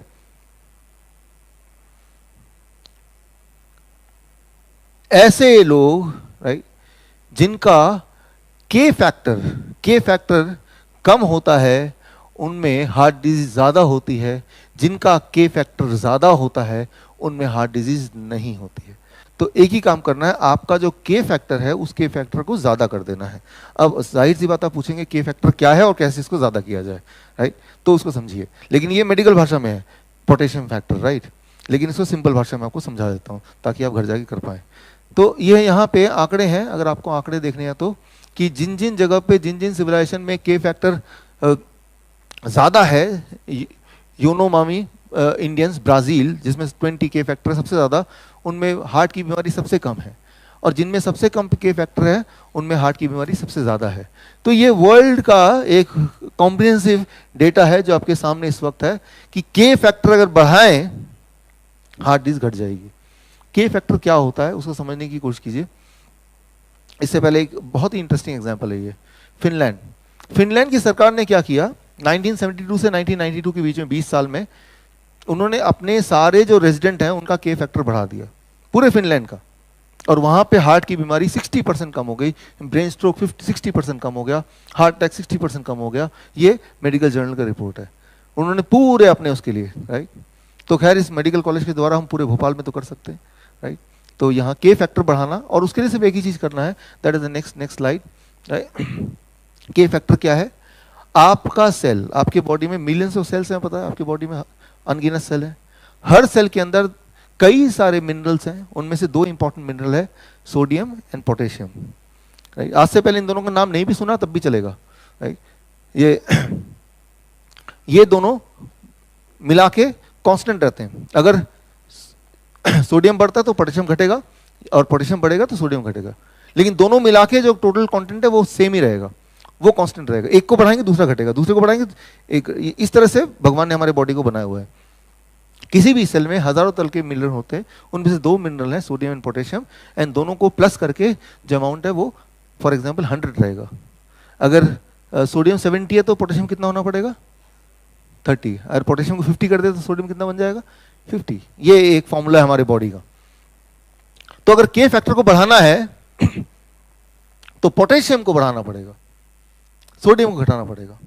तो अब सवाल आता है पोटेशियम को सोडियम को कैसे बढ़ाएं, पोटेशियम को कैसे बढ़ाएं, सोडियम कैसे घटा दें बॉडी के अंदर, वो भी एक दिन में 2 दिन में, राइट। उसके लिए हम ऐसा खाना खाएं जिनमें पोटेशियम बहुत ज्यादा है, और ऐसा खाना ना खाएं जिसमें सोडियम बहुत ज्यादा हो। Simple, right. जिस खाने में पोटेशियम बहुत ज्यादा उसको खाएंगे तो पोटेशियम फैक्टर बढ़ जाएगा, राइट। लेकिन अब सवाल क्या आएगा, कैसे पता चलेगा कि भाई, कैसे पता चलेगा खाने की शक्ल देख के कि इसमें सोडियम ज्यादा है किसमें पोटेशियम ज्यादा है, right. How will know it? उसके लिए सिर्फ एक ही रूल, ये मेरा अगला स्लाइड वेरी वेरी इंपॉर्टेंट। भगवान का दिया हुआ जितने भी खाना है उसमें पोटेशियम बहुत ज्यादा है, और इंसान का बना हुआ जितना भी खाना है उसमें सोडियम बहुत ज्यादा है। आप देखिए, ये है सोडियम कंटेंट। इंसान का बना हुआ खाना, biscuit, muffin, bread, doughnut, burger, sodium का मात्रा कितना है? 450, 600, 400, 500, 490। जबकि भगवान का बनाया खाना, टोमेटो, कुकुम्बर, लेटस, एप्पल, बनाना, इसमें सोडियम कंटेंट कितना है? 3, 6, 9, 5, 7, राइट, 0.75। तो रूल ये, खाना खाने से पहले खाना आपने उठाया, अपने आप से पूछा ये भगवान ने बनाया इंसान ने बनाया? भगवान ने बनाया, खा लेता हूं बस। अगर ऐसा करेंगे, 2 दिन ऐसा करेंगे तो आपका ब्लड प्रेशर बढ़ नहीं सकता, वो घटेगा, आपको मजबूरी में दवा छोड़ के फेंकना ही पड़ेगा। As simple as that, right. दिमाग में बस एक रूल रखिए, जब भी खाना खाएंगे ये भगवान ने बनाया इंसान ने बनाया, इंसान ने बनाया, छोड़ो छोड़ो छोड़ो। एक नियम, बस एक आइडिया है मेरे पास कि घर जाके ना, जो आप किचन में जाइए, चारों तरफ देखिए, और इंसान का बनाया सारे खाने को उठा के छुपा दीजिए, और देखिए घर में जो बचा होगा भगवान का खाना, 2 दिन में आपके घर में जितने भी लोग हैं जिनके ब्लड प्रेशर बढ़ा रहता है सबका नॉर्मल हो जाएगा 2 दिन में, राइट। ये जो साइंस है ये कोई नया साइंस नहीं है, पहली बार नहीं बता रहा मैं। आज से पहले भी, करीब 40 साल पहले भी एक डॉक्टर ने बताया था, आपको याद दिलाता हूँ, डॉक्टर का नाम भी आपको याद हो जाएगा, आ जाएगा, कि अगर आप नमक खाएंगे तो आपको ब्लड प्रेशर की गोली तो खानी पड़ेगी। आपको याद दिलाता हूँ। सरदार, मैंने आपका नमक खाया सरदार। अब गोली खा।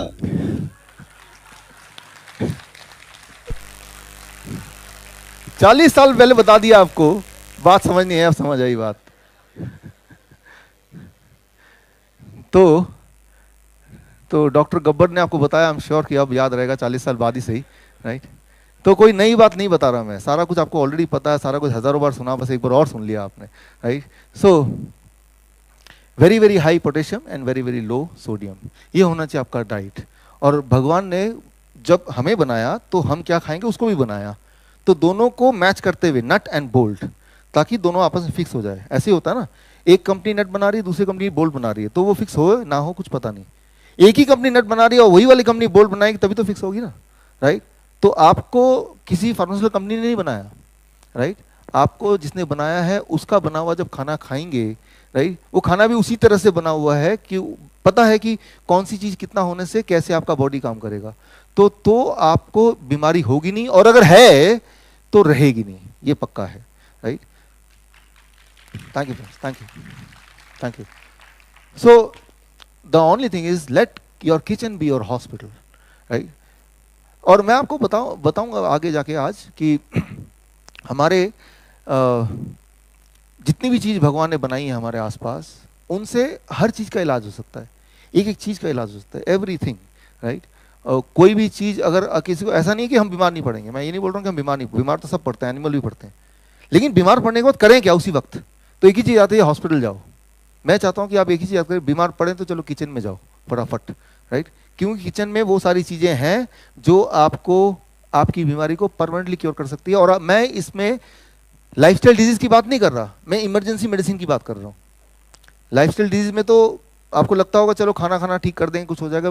I am talking of heart attack, I am talking of any injury, external internal injury, internal bleeding, वो सब जो लगता है कि ये तो कोई मॉडर्न मेडिसिन ही ठीक कर सकता है, जबकि ट्रुथ ये है कि वो सारी चीज़ आपकी किचन में इस वक्त भी है, while you are sitting here. Only thing is आपको पता ही नहीं कि ये कैसे काम करता है, उसकी जो इंपॉर्टेंस है, किस तरह यूज़ करना है, that you do not know. Anyway, today we are going to understand that little bit. We have 3 days from now, right.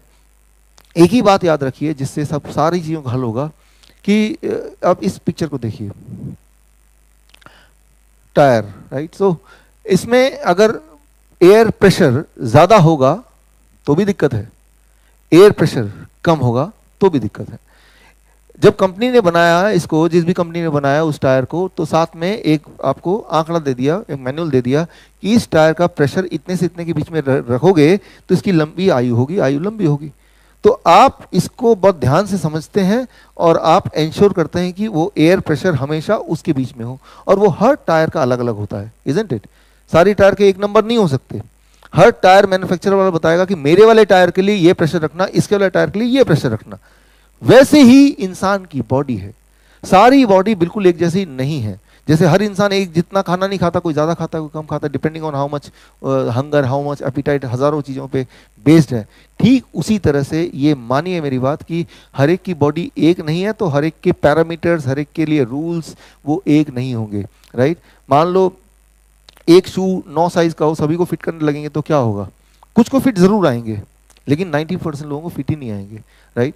तो या तो उनके टांग पकड़ खींचेंगे, पैर पकड़ खींच, भाई इसको बड़ा करो, राइट, या उसको काट के छोटा करो। In both the cases trying to fit your foot on a shoe of different size, वो पीड़ा आप ही को होगी, दुख और दर्द आप ही को होगा।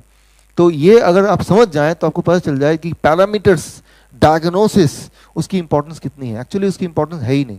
जितना ज़्यादा जल्दी डायग्नोसिस आया, अभी देखिए जब से ग्लूकोमीटर आया, जब लोग घड़ी घड़ी ग्लूकोमीटर घर में ही चेक कर सकते हैं, डायबिटीज़ कितनी बढ़ गई है, राइट। जबकि आप याद कीजिए आज से कुछ साल पहले, 20 साल 30 साल पहले, जब आप स्कूल में हुआ करते थे, तब ब्लड शुगर चेक भी हो सकता है, ये आपको पता भी नहीं था, और कोई बीमार नहीं था ब्लड शुगर का बीमारी। आज आप देखेंगे कि मैंने देखा है कि मेरे पेशेंट की बात करता हूँ मैं, खुद के पेशेंट की, 1 साल 2 साल 3 साल, इतने छोटे बच्चे डायबिटीज टाइप 1 पेशेंट। अभी लेटेस्ट में देखा कितना, आप हैरान हो जाएंगे, 2 महीने की बच्ची डायबिटीज टाइप 1, यानी कि जितनी बार वो खाना खाएंगी उसको इंसुलिन लेना पड़ेगा, right. So that is the truth. लेकिन ना जाने कहाँ से उनको मेरे में पता चला, दे केम टू आवर कैंप, और कैंप में मैंने देखा, अब मैं आपको एक्सपेरिमेंट करके दिखाऊंगा आपको। है यहाँ पे इंसुलिन पेशेंट है, जया एक थी, मुझे बताया डॉक्टर गुलाब ने, अरे देर आप है ना यहाँ पे, ठीक है। एट देन मैं आपको एक्सपेरिमेंट करके दिखाऊंगा कि इस दुनिया में इंसुलिन की जरूरत किसी को भी नहीं है, किसी को भी नहीं, किसी को भी नहीं, किसी भी कंडीशन में नहीं है। लेकिन हाँ, इंसुलिन लेने की आदत पड़ गई, कुछ साल निकल गए, अब हमने बॉडी ने उस तरह से अपने बॉडी को मैनेज, अंदर से मैनेज कर लिया, वो वाले हार्मोन बनाने कम कर दिए या बंद कर दिए। अब क्योंकि वो फैक्ट्री में ताला लग गया, बॉडी को लगा कि ये जो पेनक्रियास जो फैक्ट्री है, ये फैक्ट्री का कोई काम ही नहीं है, इसको ताला लगा देता हूँ। लेकिन क्योंकि पेनक्रियास भी इंसुलिन बनाएगा, आपकी बॉडी भी इंसुलिन बाहर से आएगा, तो that will be dangerous, you will die in 1 day, right. तो अब इंसुलिन डिपेंडेंट अब बन गए, अब, राइट। लेकिन जिस दिन आपका ब्लड शुगर हाई था, पहले दिन ब्लड शुगर हाई टेम्पोरली कभी भी हो सकता है।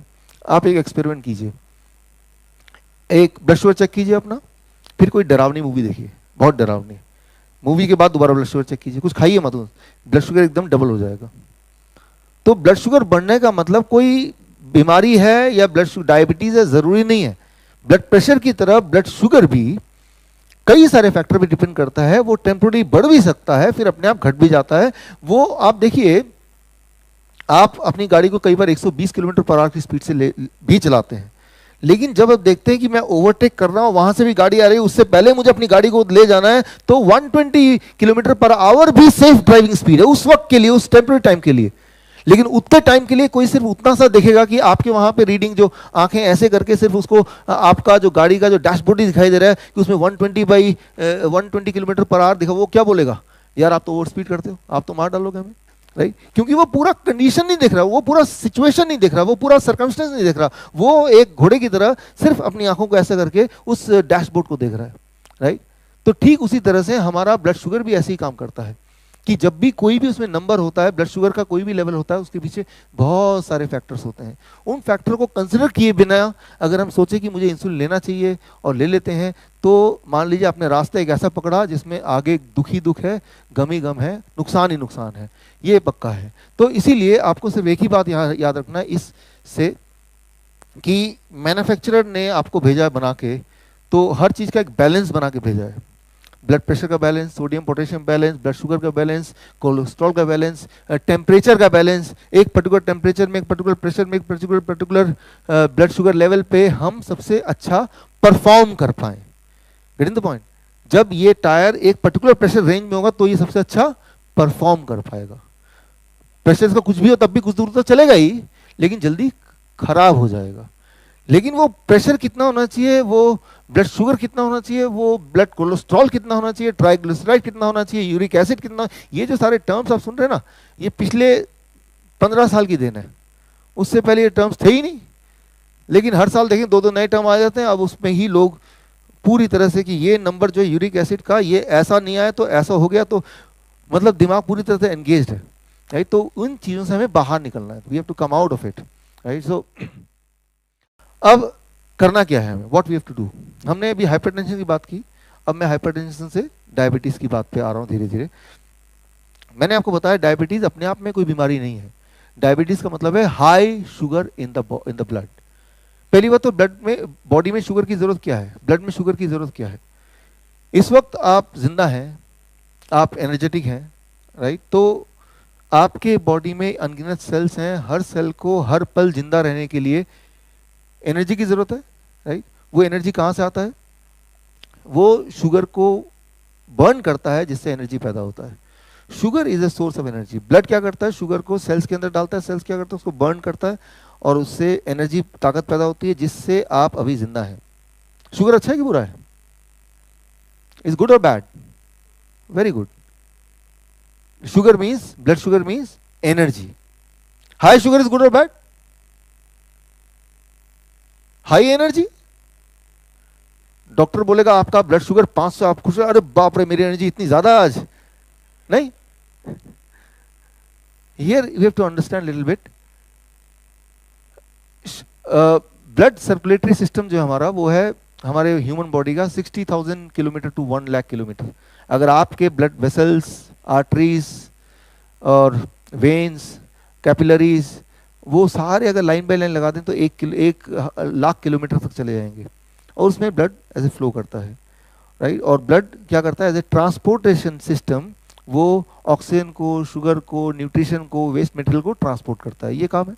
जैसे आपका शहर में ट्रांसपोर्टेशन सिस्टम वैसा पूरा फैला हुआ है, एक जाल, उसी तरह से हमारे बॉडी में एक जाल फैला हुआ है ट्रांसपोर्टेशन सिस्टम का। और उस ट्रांसपोर्टेशन सिस्टम को एफिशिएंट चलाने के लिए एक मैनेजमेंट है कि कितना शुगर रहना चाहिए ताकि ट्रांसपोर्टेशन सिस्टम स्लो ना हो जाए। शहर में अगर सड़क पे ज़्यादा गाड़ियाँ होंगी तो क्या होगा? Transportation system will become slow. मैं देख रहा था कुछ लोग अभी भी लेट पहुंचे, क्यों भाई? ट्रांसपोर्टेशन सिस्टम में वहाँ अटक गए रास्ते में। ठीक इसी तरह से जब शुगर का लेवल एक लेवल से ज़्यादा होता है आपके बॉडी में, तो बॉडी का ट्रांसपोर्टेशन सिस्टम स्लो हो जाता है, यानी कि फिर न्यूट्रिशन, ऑक्सीजन, वेस्ट मटेरियल, उनका ट्रांसपोर्टेशन स्लो होने से किस पे असर करेगा? कौन से ऑर्गन पे असर करेगा? हार्ट पे करेगा, किडनी पे करेगा, आंखों पे करेगा, लंग्स पे करेगा, लिटरली हर ऑर्गन पे करेगा। किसी पे जल्दी, किसी पे बाद में। आपके शहर का ट्रांसपोर्टेशन सिस्टम अगर स्लो हो जाए तो सबसे ज्यादा असर किस पे करेगा? आप बोलेंगे सबसे पहले तो उसको पे असर करेगा जो इमरजेंसी पेशेंट होगा, फिर उस पे करेगा जिसके कोई इंटरव्यू देने जा रहा हो, उसकी जॉब लगने वाली हो, राइट? इस तरह से करते करते करते करते आप पाएंगे ऐसा कोई भी नहीं है जिस पे असर नहीं करेगा। फाइनली हर एक पे करेगा। किस लेवल का असर कब करेगा वो एक अलग क्वेश्चन है, बट करेगा जरूर। ठीक इसी तरह से अगर हमारे बॉडी का ट्रांसपोर्टेशन सिस्टम अगर स्लो हो जाता है तो सारे के सारे ऑर्गन, सारे के सारे सेल्स सफर करते हैं, और वो ऐसा स्लो अगर लंबे समय तक रहेगा तो हार्ट डिजीज है, किडनी फेलियर है, आई डिजीज है, ये सारी चीज होने लगती हैं। इसी को बोलते हैं डायबिटीज, राइट। सो लेकिन कितने शुगर को हाई शुगर बोलें, ये एक इंपॉर्टेंट क्वेश्चन है।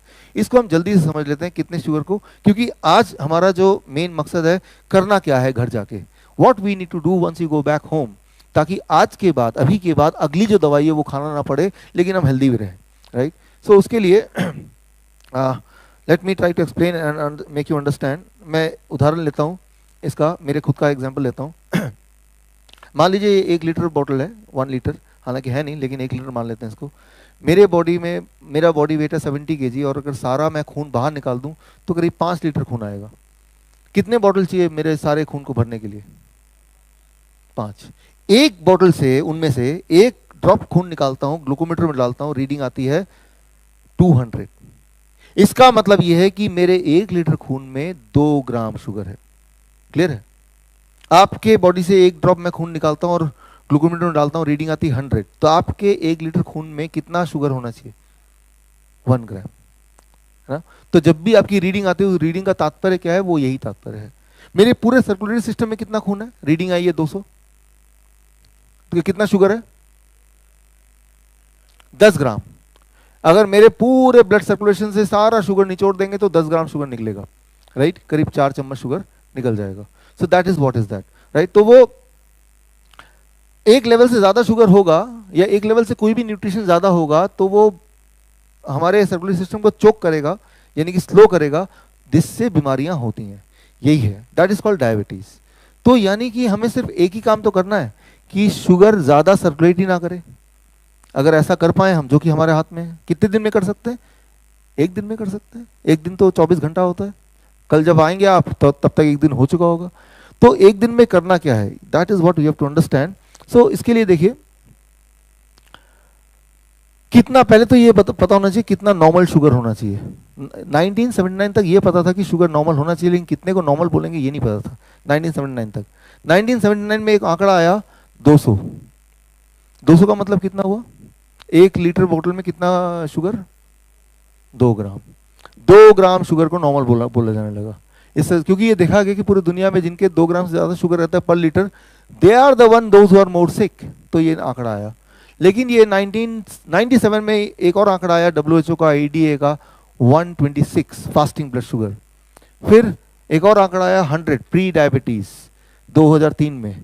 फिर 2010 में एक की जगह 3-4 आंकड़े जुड़ गए कि पहले फास्टिंग टेस्ट कराओ, फिर पोस्टप्रांडल टेस्ट कराओ, फिर OGTT कराओ, फिर HbA1c कराओ। भाई इस जाल में नहीं फंसेगा उसमें तो फंस ही जाएगा ना।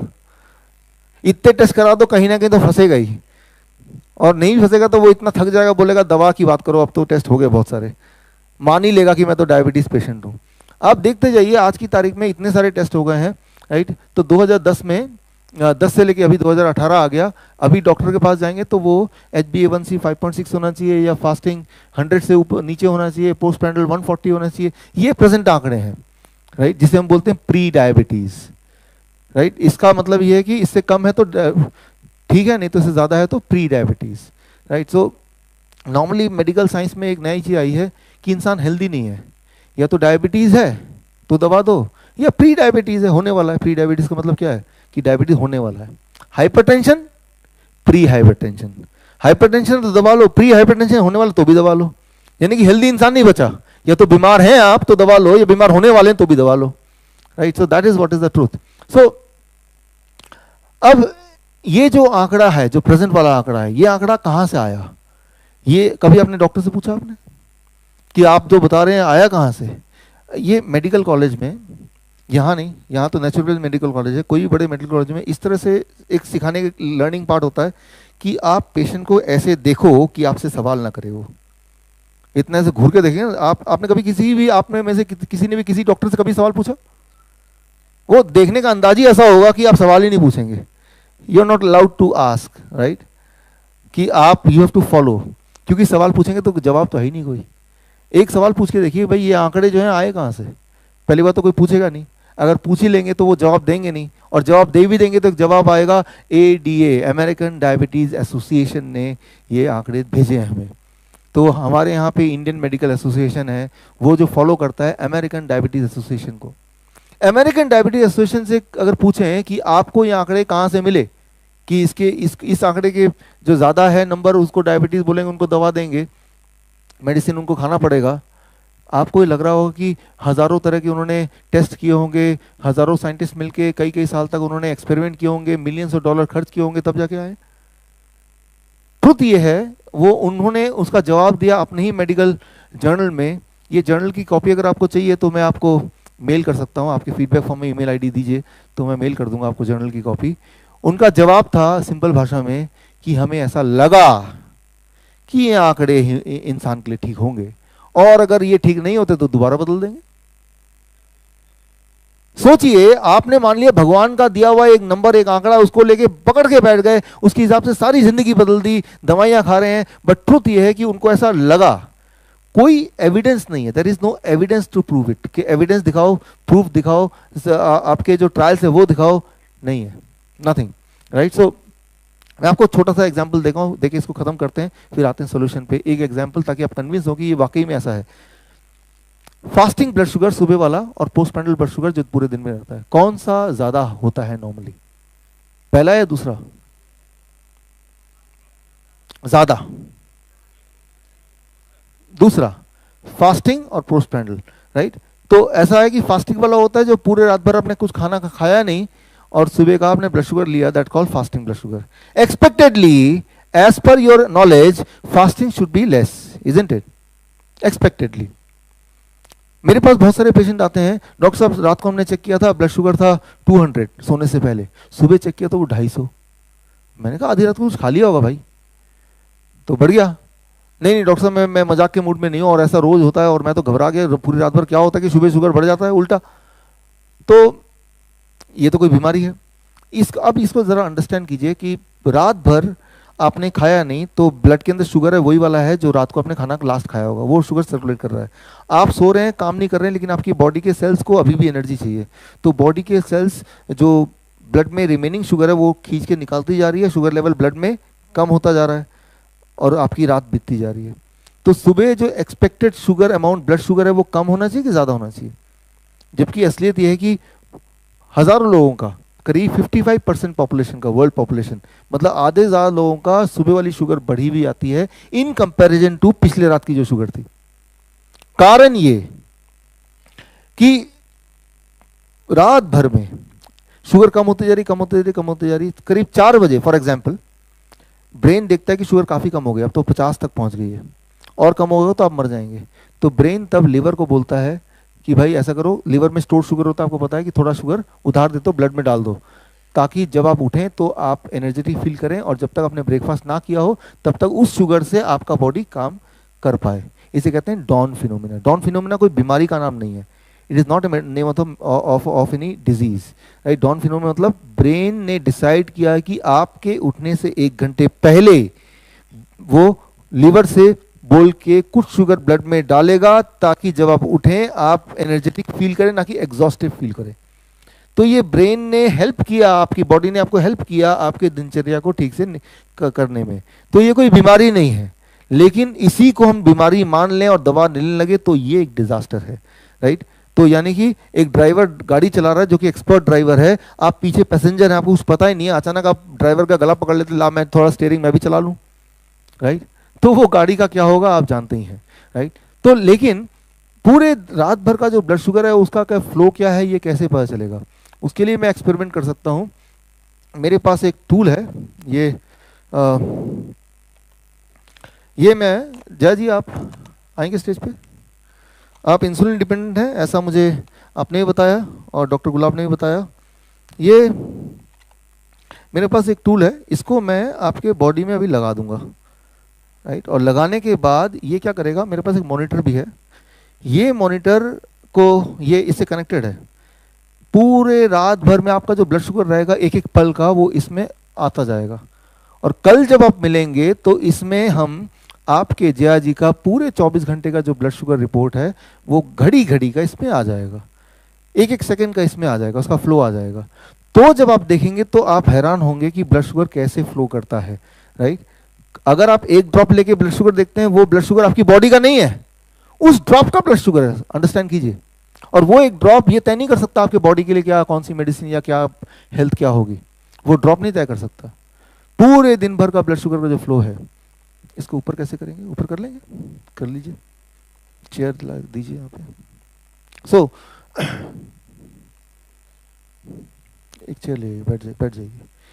तो एक ड्रॉप से आपने देखा कि मेरा ब्लड शुगर इतना है, अकॉर्डिंगली आपने समझ लिया कि मैं डायबिटीज पेशेंट हूँ या दवा लेना चाहिए या इंसुलिन लेना चाहिए। ये बड़ा खतरनाक है, क्योंकि वो जो ब्लड शुगर है वो उस ड्रॉप का ब्लड शुगर है, वो आपकी बॉडी का नहीं है, बॉडी के एक ड्रॉप का ब्लड शुगर है। मैं आपको एक एग्जाम्पल दे रहा हूँ। आज घर जाइए, हर फिंगर से एक एक ड्रॉप लीजिए और आप ग्लूकोमीटर में देखिए, हर एक का नंबर अलग होगा, किसी में होगा 150, किसी में होगा 250। किसको मानेंगे? कई बार पेशेंट आते हैं मुझसे, होता है ना बड़े ही एक्सपेरिमेंटल पेशेंट, कि डॉक्टर एक में मेरा 150 है, एक में 250 है, एक में 225, कौन सा मानूं?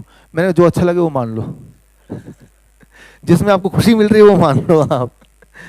तो मैं ये बोलना चाह रहा हूँ कि ये इतना बड़ा एग्जैक्ट साइंस है नहीं कि हम उसको बेस मान के अपनी दवा रिजीम शुरू कर दें। उससे आप हेल्दी हो नहीं सकते कभी भी। You can never be healthy with that. हो रहा है ऊपर? ऊपर तो नहीं हो रहा, नहीं हो रहा, होगा भी तो ये अटकेगा। तो अपना इसके बाद कपड़े कुछ ऐसा पहन के जो कि यहाँ तक पहुँचे, ठीक है ना, एक्सेस हो, तो मैं ये लगा दूंगा और फिर ताकि कल का ये हम ये देख पाएँ, ठीक है ना। वो लगाने की बात ज़रूरी इसलिए भी है आप सबके लिए ही, खास तौर पे जो इंसुलिन ले रहे हैं, जो इंसुलिन ले रहे हैं उनको ये पता चलेगा इंसुलिन उनका क्या हार्म कर सकता है। और इस वक्त जो आपके इन हाउस जो पेशेंट हैं उनमें से एक ही है जो इंसुलिन ले रहे हैं, इसीलिए मैंने बोला कि इनको लगाते हैं, राइट। इंसुलिन जो पेशेंट ले रहे हैं, आपको ये बताना चाहूँगा कि जितना खतरनाक हाई ब्लड शुगर हो सकता है उससे हज़ारों गुना ज़्यादा खतरनाक है हाई इंसुलिन, राइट। तो जो इंसुलिन ले रहे हैं वो ज़्यादा खतरनाक है आपके बॉडी के लिए then the blood sugar itself, पहली बात। दूसरी बात, अभी जो आप करने जा रहे हैं, आज जो आप करेंगे घर जाके, अगर हम मानेंगे मेरी बात तो आज से ही आपके इंसुलिन की अमाउंट को एटलीस्ट 50% ड्रॉप करना ही पड़ेगा। 50% नहीं ड्रॉप करेंगे, क्योंकि जो मैं आज बताऊंगा वो करेंगे तो आपका बॉडी भी इंसुलिन बनाएगा, राइट। लेकिन आप उतना ही इंसुलिन लेंगे तो क्या हो जाएगा? हाइपोग्लाइसीमिया। हाइपोग्लाइसीमिया मतलब डेथ, राइट। सो इसीलिए मॉनिटर करना ज़रूरी है। तो ये एक एग्जाम्पल था। एनीवे अभी तो ये नहीं हो पाएगा एग्जाम्पल, हाँ इसके बाद तब अरेंज करेंगे, राइट। Okay, thank you. तो ये जो एक ड्रॉप से ब्लड शुगर चेक करना और उससे तय कर लेना हमारी मेडिसिन क्या होगी, ये एक डेंजरस बात है। पहली बात तो ये कि मेडिसिन के चक्कर से, इंसुलिन के चक्कर से बचिए, और बचने के तरीके अभी आप जान लीजिए, और जानने से पहले एक दो स्लाइड और, ताकि आप कॉन्फिडेंस से जानें। वो ये कि सुबह का जो ब्लड शुगर है वो ज़्यादा अगर रहता है तो वो कोई बीमारी नहीं है, वो ब्रेन का डिसीजन है कि आपका ब्लड शुगर ज़्यादा दें ताकि आप अपने काम कर पाएँ पूरी तरह से शुगर यूज़ करके, जब तक कि आप ब्रेकफास्ट नहीं कर लेते, which is called as dawn phenomena. इसका नाम है डॉन फिनोमिना। ये 2005 की बात है। उससे पहले लगता था कि सुबह का कम होना चाहिए, रात का। लॉजिकली ऐसे ही है, बट हमारा ब्रेन के अंदर बहुत सारी ऐसी चीज़ें जो इंसान को पता नहीं है, वो धीरे धीरे पता चल रही हैं, राइट। लेकिन जब पता चल रही है तो ये क्लैरिफिकेशन एक आम आदमी को या एक आम डॉक्टर के पास नहीं होगी। आम डॉक्टर जो है वो मेडिकल जर्नल पढ़ेगा नहीं, आम आदमी मेडिकल जर्नल पढ़ेगा नहीं, वो यही मानता रहेगा कि मेरी सुबह की शुगर ज़्यादा है तो मैं बीमार हूँ, वो 100 से नीचे है तो ही ठीक है। जबकि ये नियम नहीं है। शुगर सुबह का ज़्यादा हो सकता है, आधी दुनिया का ज़्यादा होता है। मैं पेशेंट की बात नहीं कर रहा, हेल्दी लोगों की बात कर रहा हूँ, राइट। पेशेंट हो या हेल्दी लोग हो, राइट, आधे ज़्यादा लोगों का। आपके परिवार में मान लो 10 लोग हैं, 10 लोग सुबह का शुगर और रात का शुगर मेंटेन, एक बार चेक कीजिए, 5 लोगों का सुबह का शुगर ज़्यादा मिलेगा इन कंपैरिजन टू रात वाले का। नहीं, रात का हो सकता है, नहीं सुबह का, ऐसा नहीं कि सबका ज़्यादा ही मिलेगा। हाँ, नॉर्मल मानेंगे, नॉर्मल है आपका 146 नॉर्मल है। अच्छा, कितना को एबनॉर्मल मानेंगे वो मैं अभी बताऊंगा, कितना होने से ज़्यादा माने वो अभी बताऊंगा, राइट। फिलहाल ये नॉर्मल है, राइट। सो अब देखिए, ये जो फैलाई हुई बात है कि सुबह का शुगर कम होना चाहिए, ये सारा कुछ इंडिया में जो फॉलो होता है वो है एडीए। एडीए का फुल फॉर्म पता है आपको? American diabetes association. और अमेरिकन डायबिटीज एसोसिएशन कौन है? अगर आप उनके वेबसाइट में जाके देखेंगे तो they are funded by these companies. ये कंपनी कौन है? ये कंपनी वही है जो डायबिटीज की दवाइयाँ बनाते हैं। तो उनका एक ही गोल है, पूरी दुनिया को डायबिटीज पेशेंट में कन्वर्ट करते हैं, ओनली वन गोल, राइट। तो अगर आपको ये यकीन नहीं होता तो एक काम कीजिए, आप एडीए ने कुछ समय पहले एक किताब लॉन्च किया कि डायबिटीज पेशेंट को कैसे खाना खाना चाहिए, खास तौर पे जब वो बाहर जाएं। तो वो किताब amazon.com में मिलेगी, एडीए के अपने वेबसाइट में मिलेगी, कई जगह मिलेगी। वो किताब मैंने खरीदी है। वो किताब का पहला पन्ना ये है कि हेल्दी फास्ट फूड ईटिंग, क्या क्या खाना चाहिए। पहले पन्ने को जब खोलेंगे तो उसमें आ जाएगा एक डायबिटीज के पेशेंट को यहाँ से खाना चाहिए, बास्किन रॉबिन से खाना चाहिए, बर्गर किंग से खाना चाहिए, डोमिनोज पिज्जा से खाना चाहिए, केएफसी से खाना चाहिए और मैकडोनल्ड पे जाना चाहिए, राइट। और अब आप अंदर के चैप्टर खोलेंगे तो मैकडोनल्ड जाएंगे तो कौन कौन सी चीजें मिलती हैं, डिशेस मिलती हैं, और सुबह कौन सी मिलती है, शाम को कौन सी मिलती है। Unbelievable, unbelievable. आप यकीन नहीं होगा, आपको खरीदने की भी जरूरत नहीं है, क्योंकि amazon.com में जब किताब देखते हैं तो पहले कुछ पन्ने तो फ्री में भी पढ़ सकते हैं कि नहीं, राइट। तो आप देख लेंगे। तो जरा सोचिए कि अमेरिकन डायबिटीज एसोसिएशन जो इस तरह की किताब निकालती है तो उनका इंटेंशन क्या हो सकता है, ये तो क्लियर है ही, राइट। और इंडियन मेडिकल एसोसिएशन की जो बॉडी है दैट इज दे कंट्रोल कि भाई डॉक्टर्स को प्रिस्क्रिप्शन कैसे देना है, क्या करना है, राइट। तो डॉक्टर की अपनी गलती नहीं है, but they are controlled by somebody else, Indian medical association, and they are controlled by ADA, right. So इस तरह से है, तो शुरुआत ही गलत है ना। अब करना क्या है, आपका जो सवाल है कितना नॉर्मल कितना एबनॉर्मल होता है, ये इसका जवाब जानने के लिए मैंने पिछले 50 साल में जितने सारे मेडिकल ट्रायल हुए, इसको जानने के लिए वो सारे ट्रायल इकट्ठे कर लिए और वो मैंने एक स्लाइड में लगा दिया ताकि आप देख के खुद ही जज करें। वो स्लाइड ये रहा, 1985, 1993, 1994, 1999 Egyptian trial, 1999 Pima Indian trial, 1999 Kiribati trial, 1993। ये सारे ट्रायल की मैंने लिस्टिंग कर दिया और उन ट्रायल के मुताबिक कितने शुगर को हाई शुगर माना जाए वो इस तरफ डाल दिया। किसी ने बोला 231, किसी ने बोला 228, किसी ने बोला 268, किसी ने बोला 252, ये भी कर दिया, राइट। सो जिनको अगर ये स्लाइड चाहिए या इनके और डिटेल में जाना तो वो मेल पे वो अपना मेल आईडी देके लिख सकते हैं फीडबैक फॉर्म में, I want the details of this trials, मैं आपको ईमेल कर दूंगा, राइट। तो ये सारे ट्रायल्स को पढ़ के फिर मैंने जो निकाला वो मेरे अगले पेज पे है। एक किताब निकाली, लास्ट डेज ऑफ डायबिटीज, आज से 3 साल पहले, 2.5 साल पहले। और इस किताब का कंक्लूजन एक ही वर्ड है, वो है 250। पूरे दिन भर में भूल जाइए, फास्टिंग भूल जाइए, पोस्टप्रैंडियल भूल जाइए, ओजीटीटी, लेकिन जब भी आप चेक करते हैं, सुबह चेक करते हैं, रात को चेक करते हैं, अगर 250 से कम रहता है एवरेज ब्लड शुगर बिना दवा के, बिना इंसुलिन के, तो you are not a diabetes patient. सुनने में आपको लग रहा है ये क्या, डॉक्टर 100 बोल रहे थे, 150 बोल रहे थे, आप 250 बोल रहे हैं, ये तो अलार्मिंग है, 250 हो गया तो कुछ हो जाएगा, दिमाग फट जाएगा, मतलब कुछ भी, राइट। लेकिन ये मेरे लिए बड़ा मुश्किल था ये कन्विंस करना मेरे पेशेंट्स के लिए। लेकिन पिछले 3 साल इस बुक के निकालने के बाद, आंकड़े दिखाने के बाद भी पेशेंट की दवा छूट जाती है, लेकिन जब उनका ब्लड शुगर आता है से 210 फॉर एग्जांपल, वो पैनिक हो जाते हैं। अगर वो पैनिक नहीं भी होते हैं, उनका डॉक्टर पूछता है कितना ब्लड शुगर, बोलता है 210, डॉक्टर पैनिक हो जाता है, इंश्योरेंस कंपनी इंश्योरेंस नहीं करेगी, हजारों और लफड़े हैं, तो वो घूम के मेरे पास ही आते हैं कि मैं हेल्दी फील कर रहा हूँ, एनर्जेटिक फील कर रहा हूँ, लेकिन मुझे वो नंबर चाहिए जो डॉक्टर बताता है। बड़ी दिक्कत आ रही थी मेरे पास। लेकिन अब क्या हुआ, कोई एक चीज दुनिया में पहली बार डायबिटीज के पेशेंट के लिए कोई चीज अच्छी हुई है, वो है 6 मार्च। 6 मार्च इस साल एसीपी गाइडलाइन, डायबिटीज गाइडलाइन बदल गए और पहली बार दुनिया में मेडिकल इंस्टीट्यूशन ने यह माना कि अगर बिना दवा के आपकी ब्लड शुगर 250 से नीचे आती है तो वो नॉर्मल है, राइट, नॉर्मल है, पहली बार, राइट। तो ये पूरे जो एसीपी गाइडलाइन कहते हैं, American college of professional doctors का जो कॉलेज है, right, which is the highest authority of diabetes, ADA, IMA, इन सबसे भी बड़ी बॉडी है। तो उन्होंने ये गाइडलाइन निकाला, राइट। लेकिन ये गाइडलाइन जो निकाला, क्या आपका डॉक्टर आपको बताएगा?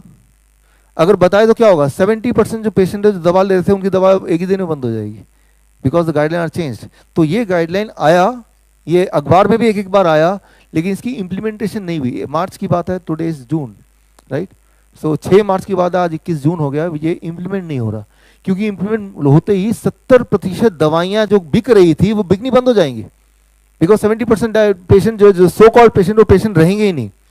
तो इंपॉर्टेंट बात यह है कि अगर आपकी ब्लड शुगर बिना दवा के इससे नीचे रहती है तो बात खत्म, फिर तो कुछ चिंता करने की जरूरत ही नहीं, फिर तो डायबिटीज पेशेंट है ही नहीं, you are not a diabetes patient at all, तो बात यहीं पे खत्म होती है। लेकिन अगर आपकी ब्लड शुगर 250 से ऊपर होता है तो बिना दवा के, तो आप डायबिटीज पेशेंट हैं।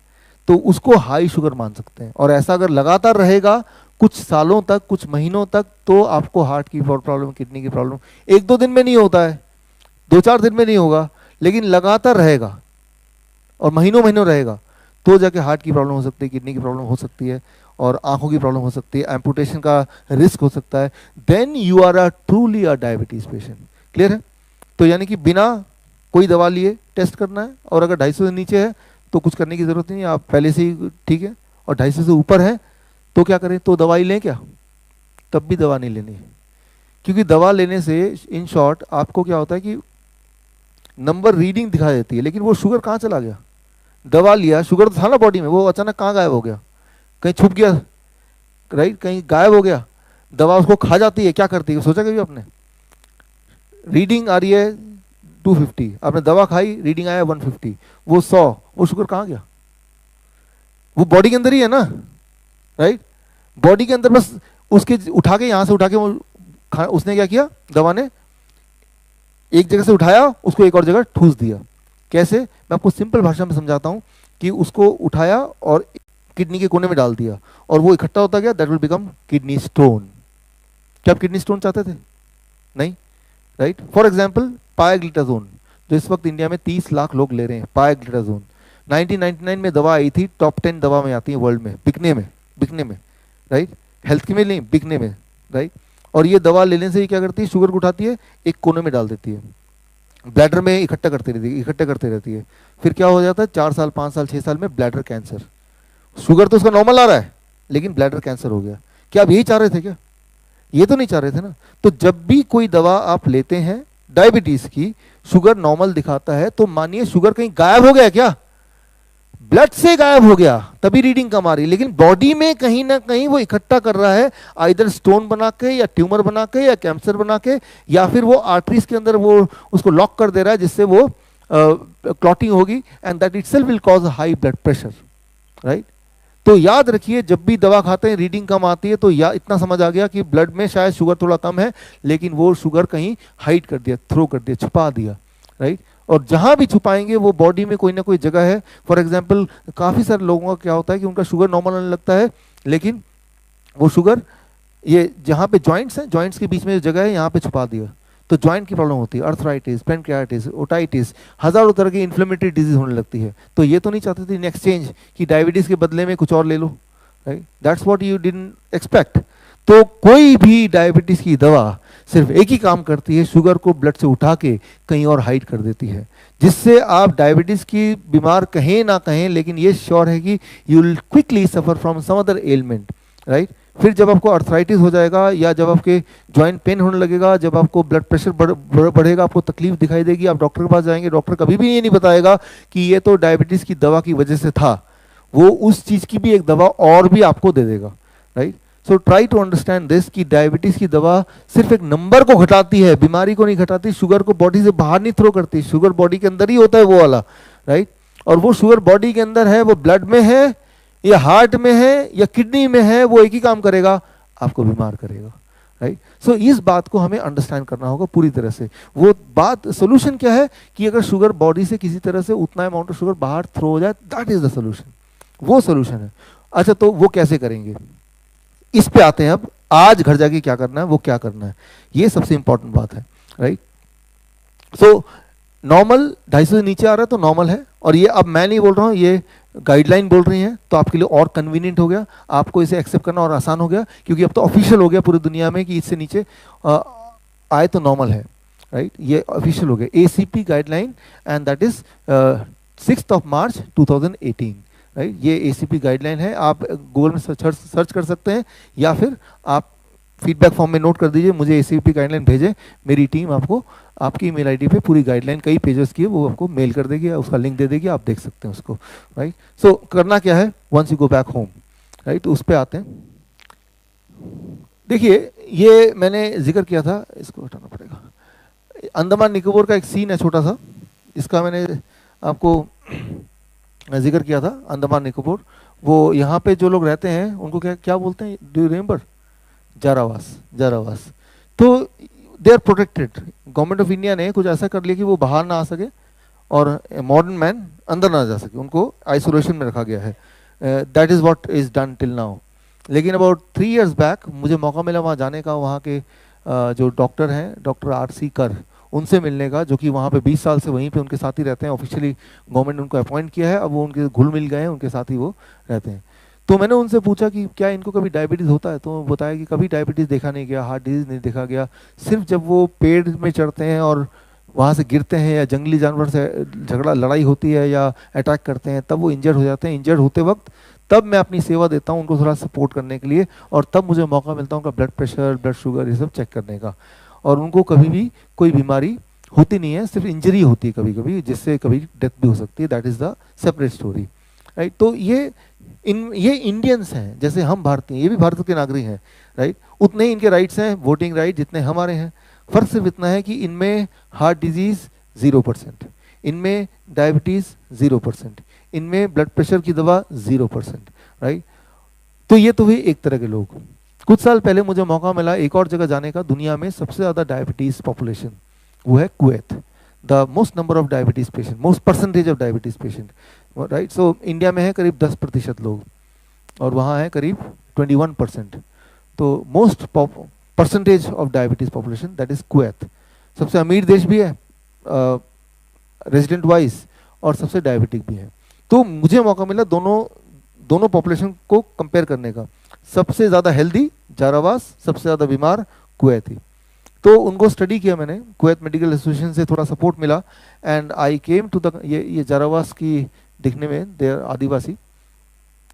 तो मैंने देखा कि एक ही चीज़ है जो दोनों का अलग है, वो है कुवैत पॉपुलेशन की जो डाइट है, I call it a VIP diet. VIP आपको पता है VIP किसे बोलते हैं? VIP इंडिया में VIP कौन है? लाल बत्ती है मान लो, या फिर राइट, ऐसे लोग जो लॉ के ऊपर हैं, जो नियम कानून तोड़ें और उनका कोई कुछ ना बिगाड़ पाए, वो VIP। रेड लाइट को क्रॉस कर रहे हैं इग्नोर करते हुए, और देखो VIP जा रहा है, क्योंकि रेड लाइट को वो क्रॉस कर सकते हैं, इग्नोर कर सकते हैं, ट्रैफिक रूल को वो तोड़ सकते हैं। ऐसे लोगों को बोलते हैं VIP, very important person, right. कुछ खाना जब आप खाते हैं, जैसे वो पेट में जाता है वो बन जाता है VIP। सारे पेट के नियम को तोड़ के सीधे ब्लड स्ट्रीम में जंप करता है, और ब्लड स्ट्रीम में जंप करते ही ब्लड शुगर बढ़ जाता है, ब्लड कोलेस्ट्रॉल बढ़ जाता है, ब्लड प्रेशर बढ़ जाता है। यानी कि बॉडी के कानून को तोड़ के कुछ फूड, कुछ तरह के खाना सीधे ब्लड में जब घुल जाते हैं, I call them VIP diet. तो इस तरह के खाने में जो भी लोग रहेंगे, वो कितने भी हेल्दी क्यों ना हो, कुछ समय के अंदर वो पेशेंट बन ही जाएंगे, वो चाहे मैं हूं या आप हैं। जारावास लोग वो जिस तरह के खाने को खाते हैं, मैंने उसको बोला है DIP, आप और हम, डिसिप्लिन एंड इंटेलिजेंट पीपल। हम ट्रैफिक रूल कैसे, हम ट्रैफिक में कैसा बिहेव करते हैं, इस तरह से। रेड लाइट है तो रुक जाते हैं, ग्रीन लाइट है तो इधर देखते हैं, इधर दूसरी दोनों तरफ देखते हैं, प्रोटेक्शन देखते हैं, लोगों की सिक्योरिटी देखते हैं, सारा कुछ देखते हुए तब हम आगे बढ़ते हैं। किसी को चोट ना पहुंचे, हमें चोट ना पहुंचे, गाड़ी ठीक रहे, हजार चीज सोचते हैं। हम हैं DIP। कुछ खाना ऐसे है कि जैसे वो पेट में जाता है, वो पेट में जाके बॉडी को आंकता है, राइट। बॉडी के ट्रैफिक के नियमों को समझता है। अगर ब्लड शुगर ऑलरेडी ज़्यादा है तो वो ब्लड में नहीं घुलेगा, वो लिवर में ही छुप जाएगा, या फिर इंटेस्टाइन में चला जाएगा, वेट कर लेगा, या फिर कोलोन से बाहर चला जाएगा। और जब ब्लड शुगर नॉर्मल हो जाएगा, नॉर्मल से कम होगा, तब भी ड्रॉप बाय ड्रॉप वो ऐड होगा। सो ब्लड होम्योस्टेसिस को डिस्टर्ब नहीं करेगा। तो कोई भी आप में से अगर दवा ले रहे हैं, कितने भी बीमार क्यों ना हो, अगर आप कुछ समय के लिए, कुछ समय मतलब 3-4 दिन के लिए भी अगर DIP खाना खाने लगे, तो आपकी ब्लड प्रेशर, आपका ब्लड शुगर, आपका कोलेस्ट्रॉल नॉर्मल हो जाएगा। कितने दिन में? 3-4 महीने नहीं बोला, 3-4 हफ्ते भी नहीं बोला, 3-4 दिन की बात कर रहा हूँ, 2-3 दिन की बात कर रहा हूँ, इतने दिन में, राइट। और आपकी मजबूरी हो जाएगी कि आपको इंसुलिन खत्म करना पड़ेगा, इंसुलिन डोसेज, आपको ब्लड प्रेशर, ब्लड शुगर की मेडिसिन, दवाई को फेंकना पड़ेगा, और ऐसा नहीं किया तो आप बहुत ज़्यादा बीमार हो जाएंगे उल्टा, right. So that is called DIP diet, right. So यानी कि अब DIP डाइट कैसे काम करता है कि आपका बॉडी, आपका स्टमक, राइट, जब भी खाना आता है तो स्टमक एक केमिकल प्रोड्यूस करता है, इसे कहते हैं incretin. Incretin is kind of hormone, right. और ये ट्रैफिक पुलिसमैन की तरह काम करता है, जो ट्रैफिक को कंट्रोल करता है, पूरा चीज़ को समझता है, एक ट्रैफिक को रोकता है, दूसरे ट्रैफिक रूल्स फॉलो कराता है। वैसे ही हमारे पेट के अंदर एक ट्रैफिक इंस्पेक्टर है छुपा हुआ, जिसका नाम मैंने बताया था अभी, इंक्रेटिन हार्मोन, इंक्रेटिन, राइट। और वो हार्मोन को समझता है हमारे फूड के अंदर एक ड्राइवर है, फूड का ड्राइवर, राइट। जब भी आप कोई खाना खाते हैं, वो खाने के अंदर एक ड्राइवर छुपा है। मैं आपको एग्जांपल देके दिखाता हूँ। कोई भी आप घर जाके एक्सपेरिमेंट कीजिए, कोई भी फल लीजिए, कोई भी सब्जी लीजिए ताज़ा, उसको जूस बनाइए और जूस बना के उस जूस को माइक्रोस्कोप के अंदर रखिए, और जब माइक्रोस्कोप के अंदर रखेंगे तो जो दिखेगा, what you will see is this.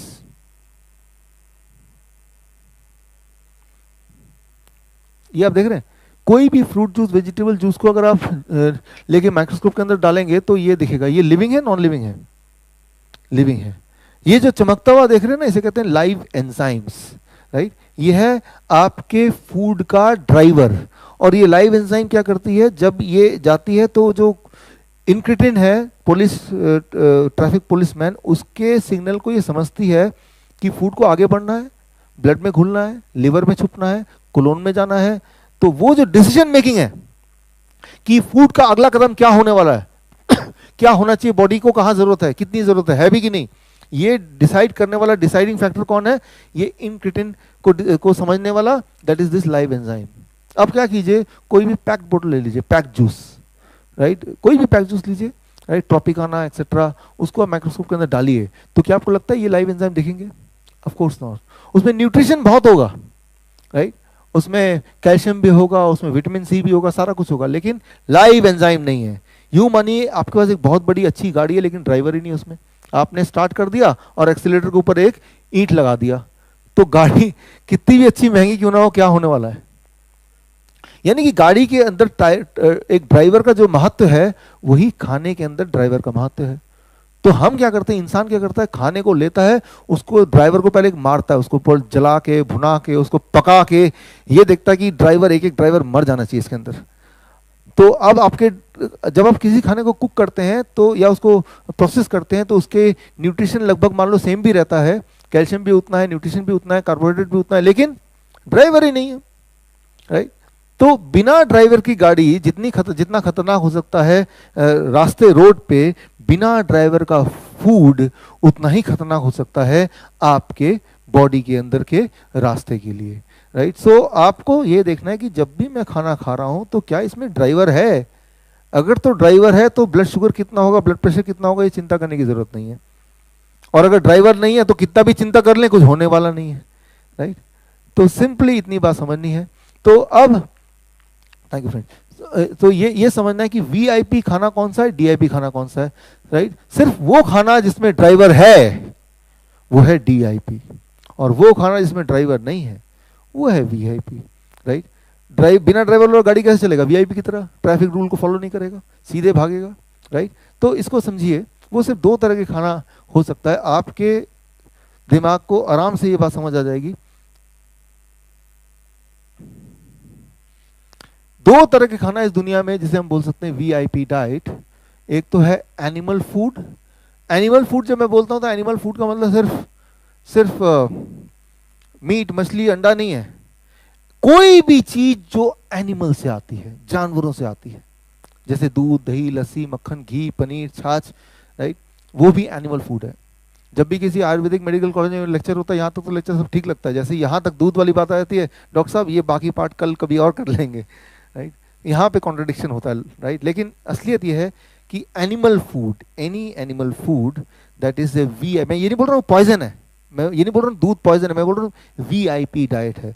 उसको अगर लेंगे तो डायबिटीज, हाइपरटेंशन, हार्ट डिजीज, यानी कि फूड विदाउट ड्राइवर, या फिर इंडस्ट्रियल फूड, कोई भी खाना जो आप तक पहुंचने से पहले फैक्ट्री में जाके कुछ समय बिताए और फिर आप तक पहुंचे, that is called VIP diet, right.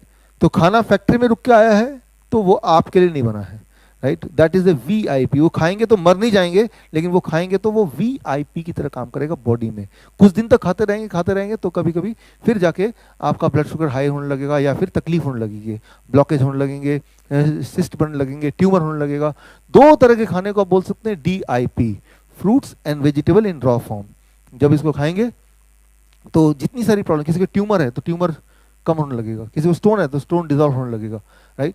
ये मैं तो अपनी आंखों से देखता रहता हूँ, हजारों पेशेंट्स में हमने देखा है, कई कई देशों में देखा है। और वो कुछ दिनों में कैंसर के पेशेंट है, it takes few days, cancer cells वो मरने लगते हैं अपने आप ही।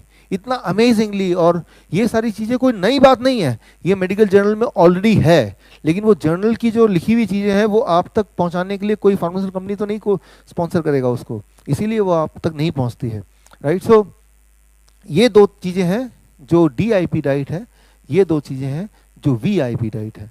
तो अब घर जाके स्टेप बाय स्टेप क्या करना है वो आप अभी देखिए, what you have to do. Cold drink VIP diet, cold drink की जगह DIP डाइट शुरू कर दीजिए।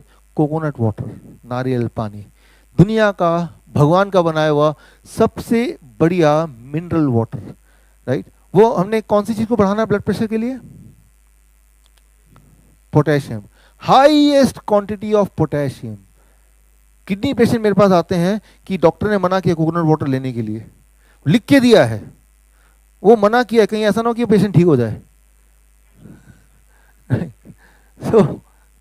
सो और अगर कोई पेशेंट है, किडनी का पेशेंट है, आप अगर कोकोनट वाटर देते हैं तो he will get cured very quickly.